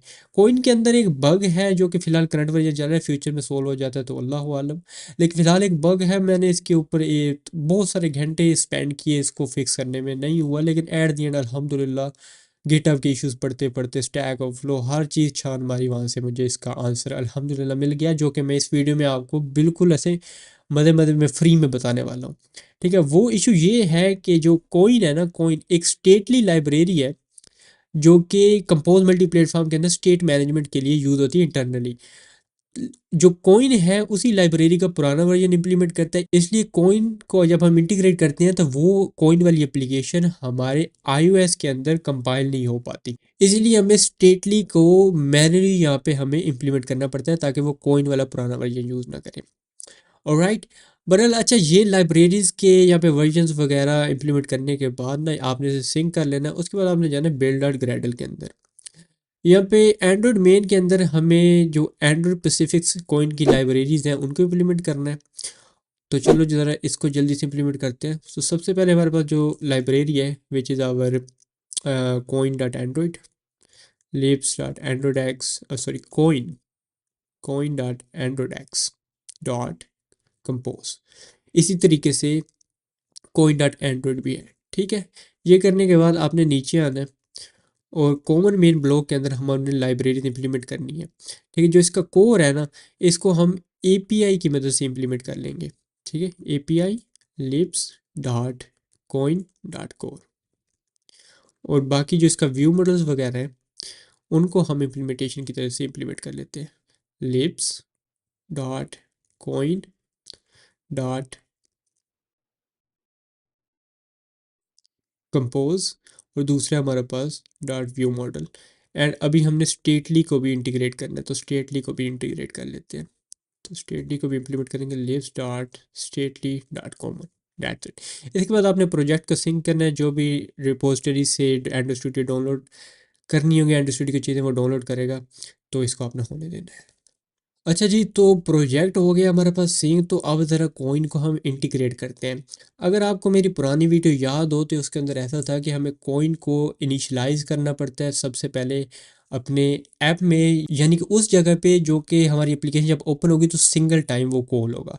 ठीक है, उसके अंदर हम अपने मॉड्यूल्स को डिफाइन करते हैं। सिंस एंड्रॉयड और iOS के और डेस्कटॉप के अंदर मल्टीपल जगह यहाँ पे हमें वो कोड लिखना पड़ता है जो कि वन टाइम कॉल हो जब हमारी एप्लीकेशन ओपन हो। एंड्रॉइड के अंदर हमारे पास माई एप्लीकेशन क्लास होती है जिसको हम एप्लीकेशन के साथ एक्सटेंड करा के मैनिफेस्ट के अंदर डिफाइन करते हैं। iOS के अंदर हमारा इनिट ब्लॉक होता है मेन व्यू कंट्रोलर के अंदर। डेस्कटॉप के अंदर भी तो हम आउटसाइड मेन फंक्शन इसको कर सकते हैं। तो हमें ऐसा सोचना पड़ेगा कि हम ऐसा कोड लिखें जो कोड हम अपने कॉमन मेन के अंदर लिखें, लेकिन कुछ एंड्रॉइड स्पेसिफिक चीज़ें भी हमें उसके अंदर इंप्लीमेंट करनी होगी, जैसे कॉन्टेक्स्ट की रिक्वायरमेंट होती है वो भी हमें पास करना होगा, तो वो चीज़ें भी हम कर सकें। वो करना बड़ा आसान है। उसके लिए कोइन हमें बड़े मज़े की एक फंक्शनैलिटी प्रोवाइड करता है, तो उसको ज़रा देखते हैं। ठीक है, इनिट हम ऐसा करेंगे कि हम एक फंक्शन बना देंगे इनिट कोइन का, जो कि अपने कंस्ट्रक्टर में समझ लो कि लैम्डा लेगा, एक फंक्शन लेगा। उस फंक्शन को हम एंड्रॉयड में सिर्फ कॉल करेंगे, डेस्कटॉप iOS में कॉल नहीं करेंगे। और उस फंक्शन के अंदर जो कंस्ट्रक्टर में फंक्शन हो उधर हम अपना एंड्रॉयड का लोगर पास कर देंगे और एंड्रॉयड का कॉन्टेक्स्ट पास कर देंगे, जिसकी मदद से कोइन को जब हमें एंड्रॉयड स्पेसिफिक लाइब्रेरी इंप्लीमेंट करनी होगी तो कोइन को पता होगा कि यार कॉन्टेक्स्ट किस तरह से क्रिएट करना है। तो चलो स्टार्ट करते हैं। तो यहाँ पे मैं ऐसा करता हूँ, यहाँ पे एक पैकेज बनाता हूँ DI का। यूजुअली ये पैकेज फीचर के अंदर होता है। फॉर एग्जाम्पल मैं आपको यहाँ पे दिखाऊँ तो ये मेरी एप्लीकेशन है। जब मैं कोटले में जाऊँगा, फीचर स्टोरी जनरेटर में जाऊँगा, तो यहाँ पे देखो DI के अंदर यहाँ पे ये मैंने यहाँ पे पैकेज बनाया हुआ है। ठीक है, अच्छा इसके अंदर मैं एक फंक्शन बनाऊंगा एक क्लास के अंदर जिसका नाम होगा इनिट कोइन, यानी कि कोइन को इनिशियलाइज करो। और ये फंक्शन होगा जो कि इनिट कोइन का नाम होगा, और ये ना अपने कंस्ट्रक्टर में कॉन्फ़िगरेशन लेगा। और ये टाइप होगी कोइन ऐप डिक्लेरेशन, जो कि बाय डिफ़ॉल्ट होगी नल। ठीक है, ये कोइन की मदद से हम प्रोवाइड किया जाता है। उसके बाद हम ऐसा करेंगे कि यहाँ पे अपने स्टार्ट कोइन फंक्शन को कॉल कर देंगे, और यहाँ पे जितने हमारे मॉड्यूल्स होंगे वो पास कर देंगे। अब आप बोलोगे कि यार मॉड्यूल्स क्या होते हैं। मॉड्यूल्स इस तरीके से होते हैं, फॉर एग्जाम्पल मेरा एक अथेंटिकेशन वाला फीचर है, तो उसके लिए मैं एक अलग मॉड्यूल बनाऊंगा। अथेंटिकेशन के रिलेटेड में जितनी क्लासेज हैं व्यू बटन है, उनकी जो इनिशियलाइजेशन का सारा प्रोसेस होगा वो मैं उस मॉड्यूल के अंदर लिखूंगा। तो ऐसा करते हैं कि यहाँ पे हम अपनी एक रिपोजिटरी बना लेते हैं। फॉर एग्जांपल यूज़र इधर एक पैकेज बनाते हैं रिपोजिटरी के नाम से, और उसके अंदर हम बना लेते हैं एक रिपोजिटरी नाम की एक यूज़र रिपोजिटरी नाम की एक रिपोजिटरी क्लास। और यहाँ पे बनाते हैं हम यूज़र रिपोजिटरी जो कि हमारी क्लास होगी। और यहाँ पे हम अपने फंक्शन डिफाइन कर सकते हैं। फॉर एग्जांपल गेट यूज़र, और ये रिटर्न करेगा हेलो वर्ल्ड। अब हम ऐसा करेंगे कि यहाँ पे मॉड्यूल बनाएंगे। यहाँ हम वैसे करते हैं, फॉर एग्जांपल यूज़र मॉड्यूल बनाते हैं। यहाँ पे हम फाइल लेंगे और यहाँ पे करेंगे user module is equal to module. और यहाँ पे हम कोइन को बताएंगे कि इस यूज़र रिपोजिटरी को क्रिएट किस तरीके से करना है। तो इसको क्रिएट करना बड़ा आसान है। ये कंस्ट्रक्टर के अंदर कोई भी आर्गुमेंट नहीं ले रही, तो हम यूज़ करेंगे simple single of colon colon user repository. अब यहाँ पे ये इशू दिखा रहा है, वो इसलिए कि आपने सबसे पहले ना इसको इंपोर्ट कर लेना है। यहाँ पे इंपोर्ट करने के बाद यहाँ पे आप देखा आप हमारा इशू यहाँ पे सोल्व हो चुका है। आप एक और तरीके से भी इसे इनिशियलाइज कर सकते हैं, विच इज़ दिस। आपने सिंपल सिंगल फंक्शन को कॉल करना है, सिंगल ऑफ को नहीं। और यहाँ पे यूज़र रिपोजिटरी इस तरीके से हमें क्रिएट कर लेनी है। ठीक हो गया। अच्छा, ये बनाने के बाद हमारे पास यूज़र मॉड्यूल आ गया। हम अब इस यूज़र मॉड्यूल को ना इनिट कोइन के मॉड्यूल्स वाले फंक्शन पास कर देंगे। ठीक है, देन हम मॉड्यूल्स के ऊपर अपने कॉन्फ़िग को भी कॉल कर देंगे, यानी कि जो प्लेटफॉर्म स्पेसिफिक हम अपना कॉन्टेक्स्ट वगैरह होगा वो हम इस लैम्डा के अंदर लिखेंगे, एंड देन इस लैम्डा को यहाँ पे इन्वोक कर देते हैं। ठीक है, यहाँ पे दिस पास करते हैं लाइक दिस। अच्छा, अब हमने इसको इनिशियलाइज कैसे करना है। अब हमने सोचना है कि यार कौन कौन सी जगह हैं जहाँ पे हमारी एप्लीकेशन मल्टीपल प्लेटफॉर्म के अंदर सिर्फ वो वाला ब्लॉक वो वाला कोड सिर्फ एक बार एग्जीक्यूट होगा। अब एंड्रॉइड के केस में तो हमें पता है वो एक एप्लीकेशन क्लास हम बना लेते हैं। iOS के अंदर क्या होता है, iOS के अंदर अगर हम iOS मेन के अंदर जाएँ और मेन व्यू कंट्रोलर के अंदर जाएँ, ठीक है, यहाँ पे जो हमारे कंपोज UI व्यू कंट्रोलर है, इधर हम एक फंक्शन पास कर सकते हैं विच इज़ कॉन्फ़िगर। ठीक है, ये लैम्डा सिर्फ तभी कॉल होगा जब फर्स्ट टाइम हमारा मेन व्यू कंट्रोलर हमारे स्विफ्ट कोड से कॉल होगा। ठीक है, यहाँ पे हम अपने इनिट कोइन फंक्शन को कॉल कर देंगे लाइक दिस। और सेम हम अपनी डेस्कटॉप के अंदर जाएंगे, डेस्कटॉप का भी सिमिलर है। पे मेन के अंदर जाएंगे और यहाँ पर ऐसा करेंगे, एप्लीकेशन जो ब्लॉक है ना इसको रिटर्न ऐसे ले लेते हैं एप्लीकेशन को, और यहाँ पे हम अपना नीट कोइन कॉल कर देंगे लाइक दिस। उसके बाद हमने ये एंड्रॉयड के अंदर इंप्लीमेंट करना है। एंड्रॉयड का पार्ट थोड़ा सा हल्का सा ट्रिकी है, वो इस तरीके से कि यहाँ पे मैं एंड्रॉयड के अंदर एक न्यू क्लास बनाऊंगा which is going to be my application class, जो कि इनहेरिट करेगी, एक्सटेंड कराएगी एप्लीकेशन को। और यहाँ पे मैं ऑन क्रिएट फंक्शन को कॉल कर दूंगा। अब यहाँ पे मैं इनिट कोइन फंक्शन को कॉल करूँगा और यहाँ पे मैं लैम्डा पास कर दूंगा। और यहाँ पर मैंने पास करना है एंड्रॉयड कॉन्टेक्स्ट। यहाँ पे मैंने एंड्रॉयड कॉन्टेक्स्ट पास कर दिया है। इससे होगा ये कि फॉर एग्जांपल फ्यूचर के अंदर हम कोई ऐसी क्लास चाहिए, फॉर एग्जांपल हम टेक्स्ट टू स्पीच सर्विस बना रहे हैं और वो अपने कंस्ट्रक्टर के अंदर कुछ एंड्रॉयड का कॉन्टेक्स्ट ले रही है, वो एक्सपेक्ट एक्चुअल फंक्शन है, तो उसको कॉन्टेक्स्ट कोइन को पता होगा कि यार कॉन्टेक्स्ट मैंने कहाँ से लेना है। ठीक है, उसके लिए हमने ये एंड्रॉयड कॉन्टेक्स्ट पास किया है। और उसके अलावा एंड्रॉयड लोगर हम पास कर देंगे। To be honest Android Logar का मुझे पता नहीं है, ना मैंने इसकी डॉक्यूमेंटेशन पढ़ी है, तो इसके ऊपर मैं कॉमेंट नहीं करूँगा। और राइट, उसके बाद आपने माई एप्लीकेशन क्लास को ना आपने मैनिफेस्ट के अंदर जाके यहाँ पे कॉल कर देना है कुछ इस तरीके से डॉट माई एप्लीकेशन। और राइट, अब ऐसा करते हैं कि इस यूज़र रिपोजिटरी को ना अपनी मेन ऐप के अंदर ज़रा गेट करके देखते हैं। अब मैं यहाँ पे जाऊँगा और ऊपर ही नीचे जो कोड लिखा हुआ ये मैंने आपको पिछली नेविगेशन वाली वीडियो के अंदर हमने लिखा था। एनीवे तो यहाँ पे हम ना ऐसा करते हैं कि इस पूरी माई ऐप थीम को रैप करते हैं कॉइन कॉन्टेक्स्ट की मदद से, कॉइन कॉन्टेक्स्ट लाइक दिस। और यहाँ पर हम अपनी कॉइन की मदद से जितने भी हमें डिपेंडेंसीज गेट करनी है वो हम गेट कर सकते हैं। और राइट, तो हमने यूज़र रिपोजिटरी गेट करनी है, यूज़र रिपोजिटरी, और इसकी हम टाइप डिफाइन करेंगे यूज़र रिपोजिटरी, और हम इक्वल टू कर देंगे कॉइन इंजेक्ट लाइक दिस। अब यहाँ पे लॉन्च इफेक्ट में यहाँ पे रन करता हूँ जो कि ट्रू होगा, और यहाँ पे हम अपना लॉग करा देते हैं यूज़र रिपोजिटरी के अंदर हमारा जो फंक्शन है वो हम उधर से वैल्यू गेट करा के यहाँ पे लॉग करा देंगे। ठीक है, user dollar user repository dot get user. अब ऐसा करते हैं कि इस एप्लीकेशन को ना तमाम प्लेटफॉर्म पर रन करते हैं और देखते हैं कि हमारा यूज़र वाला जो प्रिंट स्टेटमेंट है वो प्रिंट हो रही है या नहीं। अगर ये प्रिंट होगी तो इट्स मीन कि हमने सक्सेसफुल डिपेंडेंसी इंजेक्शन कर ली है।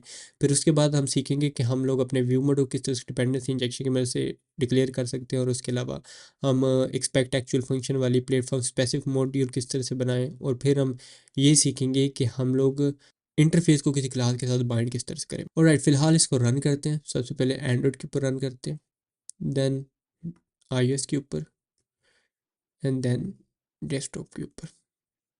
राइट, सो इन सबको रन होने देते हैं। और राइट, तो सभी प्लेटफॉर्म पर हमारी ऐप तो रन हो चुकी है। अब ज़रा चेक करते हैं कि यहाँ पे हमारी प्रिंट स्टेटमेंट आ रही है कि नहीं। सबसे पहले iOS के अंदर देखते हैं तो यहाँ पे देख सकते हो यहाँ पे प्रिंट स्टेटमेंट हमारी प्रिंट हो चुकी है। डेस्कटॉप में जाके हम देखें तो डेस्कटॉप में हमारा प्रिंट हो रहा है। ठीक है, एंड्रॉइड के लिए हमें लोग कैट के अंदर हम सर्च कर लेते हैं यूज़र कॉलन, और यहाँ पे देखो हमारे पास प्रिंट स्टेटमेंट आ रही है। तो इसमें डिपेंडेंसी इंजेक्शन हमने सक्सेसफुली कर ली है। अब ऐसा करते हैं कि हम लोग सीखते हैं कि हम अपने व्यू मॉडल को किस तरह से इनिशियलाइज करेंगे। सो यहाँ पे मैं एक पैकेज बनाता हूँ व्यू मॉडल के नाम से, view models slash user view model, और ये क्लास होगी उसको एक्सटेंड कराएंगे व्यू मॉडल से, जो कि अपने कंस्ट्रक्टर के अंदर लेगी रिपोजिटरी। ठीक है, जो कि बनेगी रिपोजिटरी यूज़र रिपोजिटरी। और यहाँ पे हम जो चाहे फंक्शंस कॉल कर सकते हैं, for example get user equal to repository dot get user. और राइट, तो अब हम सीखते हैं कि इस वाले यूज़र व्यू मॉडल को हम लोग किस तरीके से इनिशियलाइज करेंगे, क्योंकि ये अपने कंस्ट्रक्टर के अंदर भी एक डिपेंडेंसी ले रहा है। तो हम इसको किस तरीके से गेट करेंगे। यूज़र रिपोजिटरी केस में तो आसान था, हमने सिंपल सिंगल ऑफ को कॉल कर दिया। अब यहाँ पे हम इसको किस तरह इनिशियलाइज कर सकेंगे। तो व्यू मॉडल को इनिशियलाइज करने के लिए हमें कॉइन फंक्शन प्रोवाइड करता है व्यू मॉडल ऑफ। इस व्यू मॉडल ऑफ को फंक्शन को हम क्यों कर रहे हैं इंस्टेड ऑफ सिंगल ऑफ को। इससे ये होगा कि कोइन जब भी हमें व्यू मॉडल देगा तो वो उस स्क्रीन के साथ बाइंड हुआ होगा।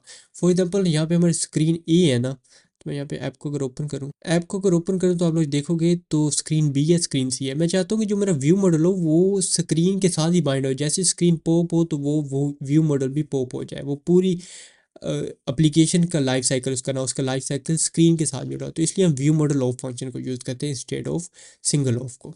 ठीक है, तो यहाँ पे मैं व्यू मॉडल ऑफ को कॉल कर दूंगा, व्यू मॉडल ऑफ और colon colon user view model. Again हमें यहाँ पे इसको इंपोर्ट करना होगा लाइक दिस। तो हम यहाँ पे व्यू मॉडल ऑफ फंक्शन को यूज़ करते हैं सो view model of function use करने के बाद यहाँ पे यूज़र व्यू मॉडल पास कर देंगे। अगर आपके पास कुछ इस तरीके से रेड इशू आ रहा है तो आपने यूज़र व्यू मॉडल को यहाँ पे इंपोर्ट कर लेना है। यहाँ पे सिंपल एक बार यूज़र व्यू मॉडल कॉल करना है और यहाँ पे ये इंपोर्ट हो जाएगा ऑटोमेटिकली। और इसके अलावा यहाँ पे इसका भी शायद इंपोर्ट का इशू आ सकता है, तो आपने इसे इंपोर्ट कर लेना है कुछ इस तरीके से। सबसे पहले आपने यूज़र व्यू मॉडल को इंपोर्ट करना है, देन आपने व्यू मॉडल ऑफ को। ये view model of function automatically जो भी यूज़र व्यू मॉडल डिपेंडेंसी ले रहा होगा अपने कंस्ट्रक्टर में वो ऑटोमेटिकली गेट कर लेगा। तो ज़रा चलो ज़रा आप इसको ज़रा यूज़ करके देखते हैं। तो ऐसा करते हैं कि जो हमारी स्क्रीन ए थी जो कि हमने पिछली वीडियोस के अंदर बनाई थी, यहाँ पे अपने अपने यूज़र व्यू मॉडल का यूज़ करते हैं। तो यहाँ पे जो टेक्स्ट था इसको हम वहीं से गेट कर लेंगे। तो ऐसे करते हैं well view model is equal to Koin view model. ठीक है, यहाँ पे हम अपनी टाइप पास कर देंगे। हम टाइप इधर यहाँ पे पास कर सकते हैं या इधर पास कर सकते हैं और यहाँ पे इसको रिमूव कर सकते हैं। ठीक है, दोनों सेम है। देन यहाँ पे हम अपना टेक्स्ट यहाँ से ले लेंगे, well dot gate view model dot gate user. अब ज़रा एप्लीकेशन को ज़रा रन करके देखते हैं कि हमारे पास कोई इशू तो नहीं आ रहा कहीं। और राइट, तो एप्लीकेशन वहाँ पर रन हो चुकी है। अब यहाँ पे देखो नेविगेट टू स्क्रीन बी की जगह गेट हेलो वर्ड सॉरी आ रहा है। वो कहाँ से आ रहा है? वो हम अपने व्यू मॉडल से गेट कर रहे हैं। अच्छा, व्यू मॉडल में कैसे प्रोवाइड किया जा रहा है वो हम अपनी कोइन की मदद से यूज़ कर रहे हैं। ठीक है, अब जैसे स्क्रीन पॉप होगी ये व्यू मॉडल भी इसके साथ ही गायब हो जाएगा क्योंकि ये स्क्रीन के साथ बाइंड हुआ है। इस तरीके से हमें जिस स्क्रीन के अंदर यूज़ करना है हम कोइन व्यू मॉडल का यूज़ कर सकते हैं। ठीक है, उसके अलावा मैं आपको एक टिप दे दूं कि हम शेयर्ड व्यू मॉडल का भी यूज़ कर सकते हैं। अपनी मल्टीपल ऐसा होता है ना समटाइम कि हमें लॉगिन स्क्रीन और साइन अप स्क्रीन के अंदर एक ही व्यू मॉडल चाहिए। उसके लिए हम शेयर्ड व्यू मॉडल का भी यूज़ कर सकते हैं। अगर आपको उसके ऊपर वीडियो चाहिए तो मुझे ज़रूर बताना। लेकिन मैं छोटी एप्लीकेशन के लिए रेकमेंड करूँगा कि आप व्यू मॉडल को बिना सिंगल ऑफ फंक्शन की मदद से या फिर सिंगल फंक्शन की मदद से इनिशियलाइज़ कर लें और यहाँ पे कोइन इंजेक्ट का यूज़ कर लिया करें। ठीक है, अगर आप बड़ी एप्लीकेशन बना रहे हैं, बड़ी एप्लीकेशन बना रहे हैं यानी कि आपको मिलियंस ऑफ लाइन का कोड है, फेसबुक लेवल की एप्लीकेशन बना रहे हो, तो आपका बाय द बुक चलने का तुक भी बनता है, यानी कि आप जो रूल्स हैं उनको फॉलो करो। लेकिन छोटी एप्लीकेशन है, 10 20 30 हज़ार लाइन का कोड है, तो उसके अंदर यार बंदे को ना इन छोटे मोटे रूल्स के ऊपर कॉम्प्रोमाइज़ कर लेनी चाहिए ईज़ के लिए। ठीक है, उसके ऊपर थोड़ा सा ज़्यादा कोड लिखता है। अब मैंने इस एप्लीकेशन के अंदर जितने भी हमारे व्यू मॉडल हैं उनको सिंगल की मदद से इनिशलाइज़ किए। क्यों? वो इसलिए ताकि ये मुझे मल्टीपल स्क्रीन के ऊपर रिक्वायर्ड थे। फ्यूचर में जब मेरा कोड बड़ा होगा तो इसको मैं व्यू मॉडल ऑफ फंक्शन की मदद से इनिशियलाइज़ कर दूंगा और शेयर्ड व्यू मॉडल के का यूज़ करूंगा मल्टीपल स्क्रीन के ऊपर, ताकि मेरे एक नेविगेशन ग्राफ के अंदर एक ही व्यू मॉडल बाइंड हुआ और जैसे ही वो नेविगेशन ग्राफ पॉप हो तो मेरा व्यू मॉडल भी पॉप हो जाए, जिससे मेरी रैम बच जाए, मेरी एप्लीकेशन स्मूथ हो। लेकिन फॉर छोटी application this is perfectly fine. Anyway, तो हमने ये तो कर लिया। अब हम देखते हैं कि यार सम टाइम ऐसा होता है कि हमें कोई प्लेटफॉर्म स्पेसिफिक क्लास रिक्वायर्ड होती है और वो iOS के ऊपर कोई कंस्ट्रक्टर में आर्गुमेंट नहीं ले रही होती, लेकिन एंड्रॉइड में रिक्वायर्ड होता है कि for the sake of argument context अपने कंस्ट्रक्टर में ले रही है। तो वो किस तरह से हम इनिशियलाइज करेंगे? वो बड़ा आसान है। तो उसके लिए हम ऐसा करते हैं कि यहाँ पे एक यूटिलिटी क्लास बनाते हैं जो कि प्लेटफॉर्म स्पेसिफिक होगी। तो यहाँ पे हम यूटिल्स एक पैकेज बनाते हैं, उसके अंदर हम बनाते हैं फॉर एग्जाम्पल टेक्स्ट यूटिल्स, जो कि एक एक्सपेक्ट क्लास होगी, एक्सपेक्ट क्लास। और यहाँ पे इसकी कंपाइलर वार्निंग हम सप्रेस कर देते हैं और ये एक सिंपल फंक्शन होगा, सो ऐसे कॉपी टू क्लिप बोर्ड, और यहाँ पे ये टेक्स्ट लेगा स्ट्रिंग में एंड दैट्स इट। ठीक है, उसके बाद हम इसको इम्प्लीमेंट कर लेते हैं डेस्कटॉप में, एंड्रॉइड में एंड iOS में। ठीक हो गया। तो सबसे पहले एंड्रॉइड के अंदर हम चलते हैं और यहाँ पे हम देखें तो टेक्स्ट ट्यूटर के कंस्ट्रक्टर में मैं चाहता हूँ कि मैं अपने कॉन्टेक्स्ट को पास करूँ। यहाँ पे मैं कॉन्टेक्स्ट पास कर दूँगा। अब मैंने कॉन्टेक्स्ट तो पास कर दिया। अब यहाँ पे फॉर एग्जाम्पल मैं यहाँ पे मॉड्यूल बना देता हूँ, फॉर एग्जाम्पल प्लेटफॉर्म मॉड्यूल जो क्या होगा, well platform module is equal to module. ठीक है, और यहाँ पे मैं ले लेता हूँ सिंगल और यहाँ पे मैं इनिशियलाइज कर देता हूँ टेक्स्ट ट्यूटल को। ठीक है, नंबर वन तो यहाँ पे ये इशू आ रहा है कि यार एक्सपेक्ट क्लासेस का कंस्ट्रक्टर नहीं है। ठीक है, यहाँ पे अगर मैं कंस्ट्रक्टर कॉल करता हूँ तो मेरे पास एंड्रॉइड में इशू आ गया है कि यहाँ पे by default constructor expect class का है, अब यहाँ पे कंस्ट्रक्टर कॉल नहीं कर सकते। तो ये तो बड़ा इशू है क्योंकि मुझे कॉन्टेक्स्ट की भी रिक्वायरमेंट है इस क्लास के अंदर। ठीक है, तो उसका हल बड़ा आसान है। यहाँ पे मैं इसको कट करूँगा, यानी कि इसका एक्सपेक्ट क्लास एक कंस्ट्रक्टर हटाऊंगा, यहाँ पे कॉन्टेक्स्ट को रहने दूंगा और यहाँ पे जो हमारा मॉड्यूल होगा ना इसको मैं एक्सपेक्ट मॉड्यूल बना दूंगा। तो मैं ऐसा करूँगा एक्सपेक्ट प्लेटफॉर्म मॉड्यूल, जिसकी टाइप होगी मॉड्यूल की, और ये वेरिएबल होगा मॉड्यूल, ठीक है। और इसको हम तमाम प्लेटफॉर्म के अंदर इनिशियलाइज कर लेंगे, डेस्कटॉप में, एंड्रॉइड में, आईओएस में, ठीक है। और यहाँ पे हम ऐसा करेंगे, is equal to module, iOS के अंदर हम यहाँ पे सिंपल सिंगल ऑफ को कॉल कर देंगे, और यहाँ पे टैक्स यूटिल्स, अगेन हम टैक्स यूटिल्स को इंपोर्ट कर लेंगे, टैक्स यूटिल्स। अब यहाँ पे हमारा इशू सॉल्व हो चुका है। सेम ऐसे ही हमने अपने जो हमारा प्लेटफॉर्म मॉड्यूल है डेस्कटॉप वाला, उसके अंदर भी हमने सेम ये काम करना है। तो यहाँ पे मैं डेस्कटॉप को ढूंढ लेता हूँ, आ नहीं रहा यार, DI के अंदर ये वाला, is equal to module, text util को सबसे पहले इंपोर्ट कर लेते हैं, इंपोर्ट हो गया। अब सिंगल ऑफ को यूज़ करेंगे, टैक्स यूटिल्स, लाइक दिस।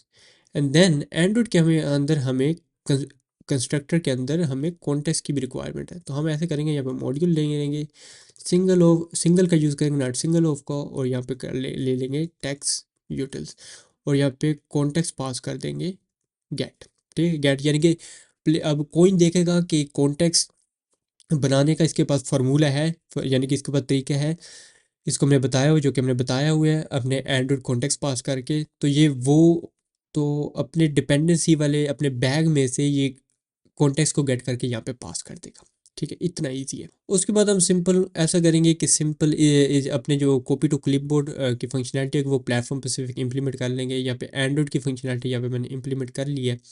इसी तरीके से मैं iOS की फंक्शनैलिटी इंप्लीमेंट कर लेता हूँ, ये रही iOS की फंक्शनैलिटी। इसके बाद जो हमारी डेस्कटॉप फंक्शनैलिटी है वो टू बी एग्जैक्ट मुझे नहीं आती, सो डेट्स वाई उधर हम सिंपल प्रिंट करा देंगे। ऑलराइट, सो वो just system dot out dot print line, यहाँ पे सिंपल हम प्रिंट लाइन का वैसे यूज़ कर सकते हैं, और यहाँ पे कॉपीड डॉलर टैक्स, ठीक है। और अब हम ऐसा करते हैं कि हम ना ये जो प्लेटफॉर्म मॉड्यूल है ना, इसको हम अपने इनिट कोइन में यहाँ पे जाके पास कर देते हैं, यहाँ पे प्लेटफॉर्म मॉड्यूल, लाइक दिस। और अब हम जाते हैं अपनी ऐप के अंदर, सबसे सब चीज़ों को क्लोज करते हैं, ऐप में जाते हैं, और यहाँ पे हम ऐसा करते हैं कि यहाँ पे यूज़र रिपोजिटरी गेट कर रहे हैं, यहाँ पे हम अपनी गेट कर लेते हैं टैक्स यूटिल्स को, tax utils, tax utils, tax यूटिल, tax unit नहीं, टैक्स यूटिल्स। और हम यहाँ पे कॉल कर देंगे कोइन इंजेक्ट, यानी कि कोइन को बोलेंगे कि यार टैक्स ट्यूटर्स हमें दे दो। फिर हम यहाँ पे सिंपल लॉन्च फैक्टर को रन करते हैं, यहाँ पे ट्रू पास करते हैं, और यहाँ पे हम थोड़ा डिले ऐड कर देंगे, जैसे 200 मिली सेकंड का, और यहाँ पे टैक्स ट्यूटर्स के अंदर जो फंक्शन होगा हम उसको कॉल कर देंगे, ठीक है। एक है जो कि हमारा है, लेट्स से यहाँ पे हम टैक्स कॉपी करवाते हैं, टैक्स टू कॉपी डायरेक्टरी, और यहाँ पे हम इसको तमाम प्लेटफॉर्म के ऊपर रन करते हैं, iOS के अंदर, डेस्कटॉप के अंदर, और कंपोज के अंदर, यानी कि हमारी एंड्रॉइड के अंदर। तो ये जो हमारी डेस्कटॉप थी, इधर तो इजी था कि यहाँ पे हम सिंपल जो हमारी प्रिंट स्टेटमेंट है वो आ जानी थी, जो कि आ चुकी है। यहाँ पे iOS के अंदर देखते हैं कि हमारा टेक्स्ट कॉपी हुआ है कि नहीं। एप्लीकेशन पर रन हो चुके 2 सेकंड भी बीत चुके हैं। अब यहाँ पे ऐसा करते हैं, यहाँ पे Ctrl+V प्रेस करते हैं, और यहाँ पे देखो हमारा जो टेक्स्ट था वो कॉपी हो गया था, तो आ गया। एंड्रॉइड के ऊपर अभी बिल्ड हो रही है, तो उसके लिए हम सबसे पहले ना ये डेस्कटॉप है इसको क्लोज करना पड़ेगा, और एंड्रॉइड की एप्लीकेशन फिर हमारे पास रन होगी, ठीक है। एंड्रॉइड की एप्लीकेशन हमारे पास रन हो चुकी है, 2 सेकंड बीत चुके हैं। तो अब ऐसा करते हैं कि यहाँ पे टेक्स्ट फील्ड जो हमारी थी ना, इधर ज़रा पेस्ट करके देखते हैं। तो यहाँ पे देखो टेक्स्ट टू कॉपी डायरेक्टरी, यानी कि अब हम प्लेटफॉर्म स्पेसिफिक मॉड्यूल हमने सक्सेसफुली बना लिया है।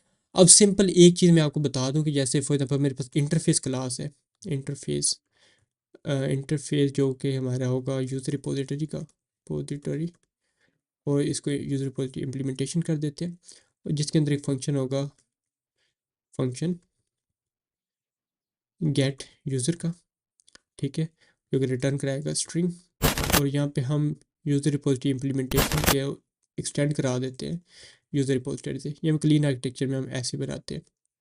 उसके बाद यहाँ से इसको कट करते हैं, और यहाँ पे ओवरराइड कर लेते हैं, और यहाँ से रिटर्न करा देते हैं इंटरफेस वर्ड, ठीक है। एंड देन यहाँ पे हम अब सीखते हैं कि हमने इंटरफेस को किस तरीके से बाइंड करना है, ठीक है, किसी क्लास को इंटरफेस के ऊपर किस तरह बाइंड करना है। यूज़र मॉड्यूल में जाएंगे, यहाँ पे सिंगल बना लेंगे हम अपने यूज़र रिपोजिटरी इम्प्लीमेंटेशन को। यूज़र रिपोजिटरी इम्प्लीमेंटेशन को पहले हम इंपोर्ट कर लेते हैं लाइक दिस। उसके बाद हम यहाँ पे कंस्ट्रक्टर कॉल करेंगे और बाइंड कर देंगे हम अपनी यूज़र रिपोजिटरी को, यूज़र रिपोजिटरी का जो इंटरफेस हमने बनाया है लाइक दिस। अब जहाँ पे हमें यूज़र रिपोजिटरी हमें रिक्वायर्ड होगी वहाँ पे कॉइन यूज़र रिपोजिटरी इम्प्लीमेंटेशन पास कर देगा। और तो एक काम करते हैं, एप्लीकेशन को रन करते हैं, इस पर सिर्फ एंड्रॉइड पर रन करते हैं, हर बार तमाम प्लेटफॉर्म पे रन नहीं करना चाहिए। अब यहाँ पे देखो इंटरफेस वर्ड आ रहा है जो कि हमारा यहाँ पे है। ऑलराइट, सो आई होप आपको समझ आ गई होगी कि केएमपी के अंदर हम डिपेंडेंसी इंजेक्शन किस तरह से करते हैं। अगर आपको वीडियो पसंद आए तो यार लाइक करना, बड़ी मेहनत लगती है वीडियो बनाने में, और चैनल को सब्सक्राइब कर लेना ऐसे मज़ीद अच्छे कंटेंट के लिए। और डिस्क्रिप्शन व्हाट्सएप ग्रुप है वो ज्वाइन कर लेना, केएमपी के लिए कोई डाउट हो तो वहाँ पे हम बात कर सकते हैं। Alright, this is the goal. मिलता हूँ किसी नेक्स्ट वीडियो में, तब तक के लिए अल्लाह हाफिज़। वो मेरा नबी, मेरा नबी, मेरा नबी है।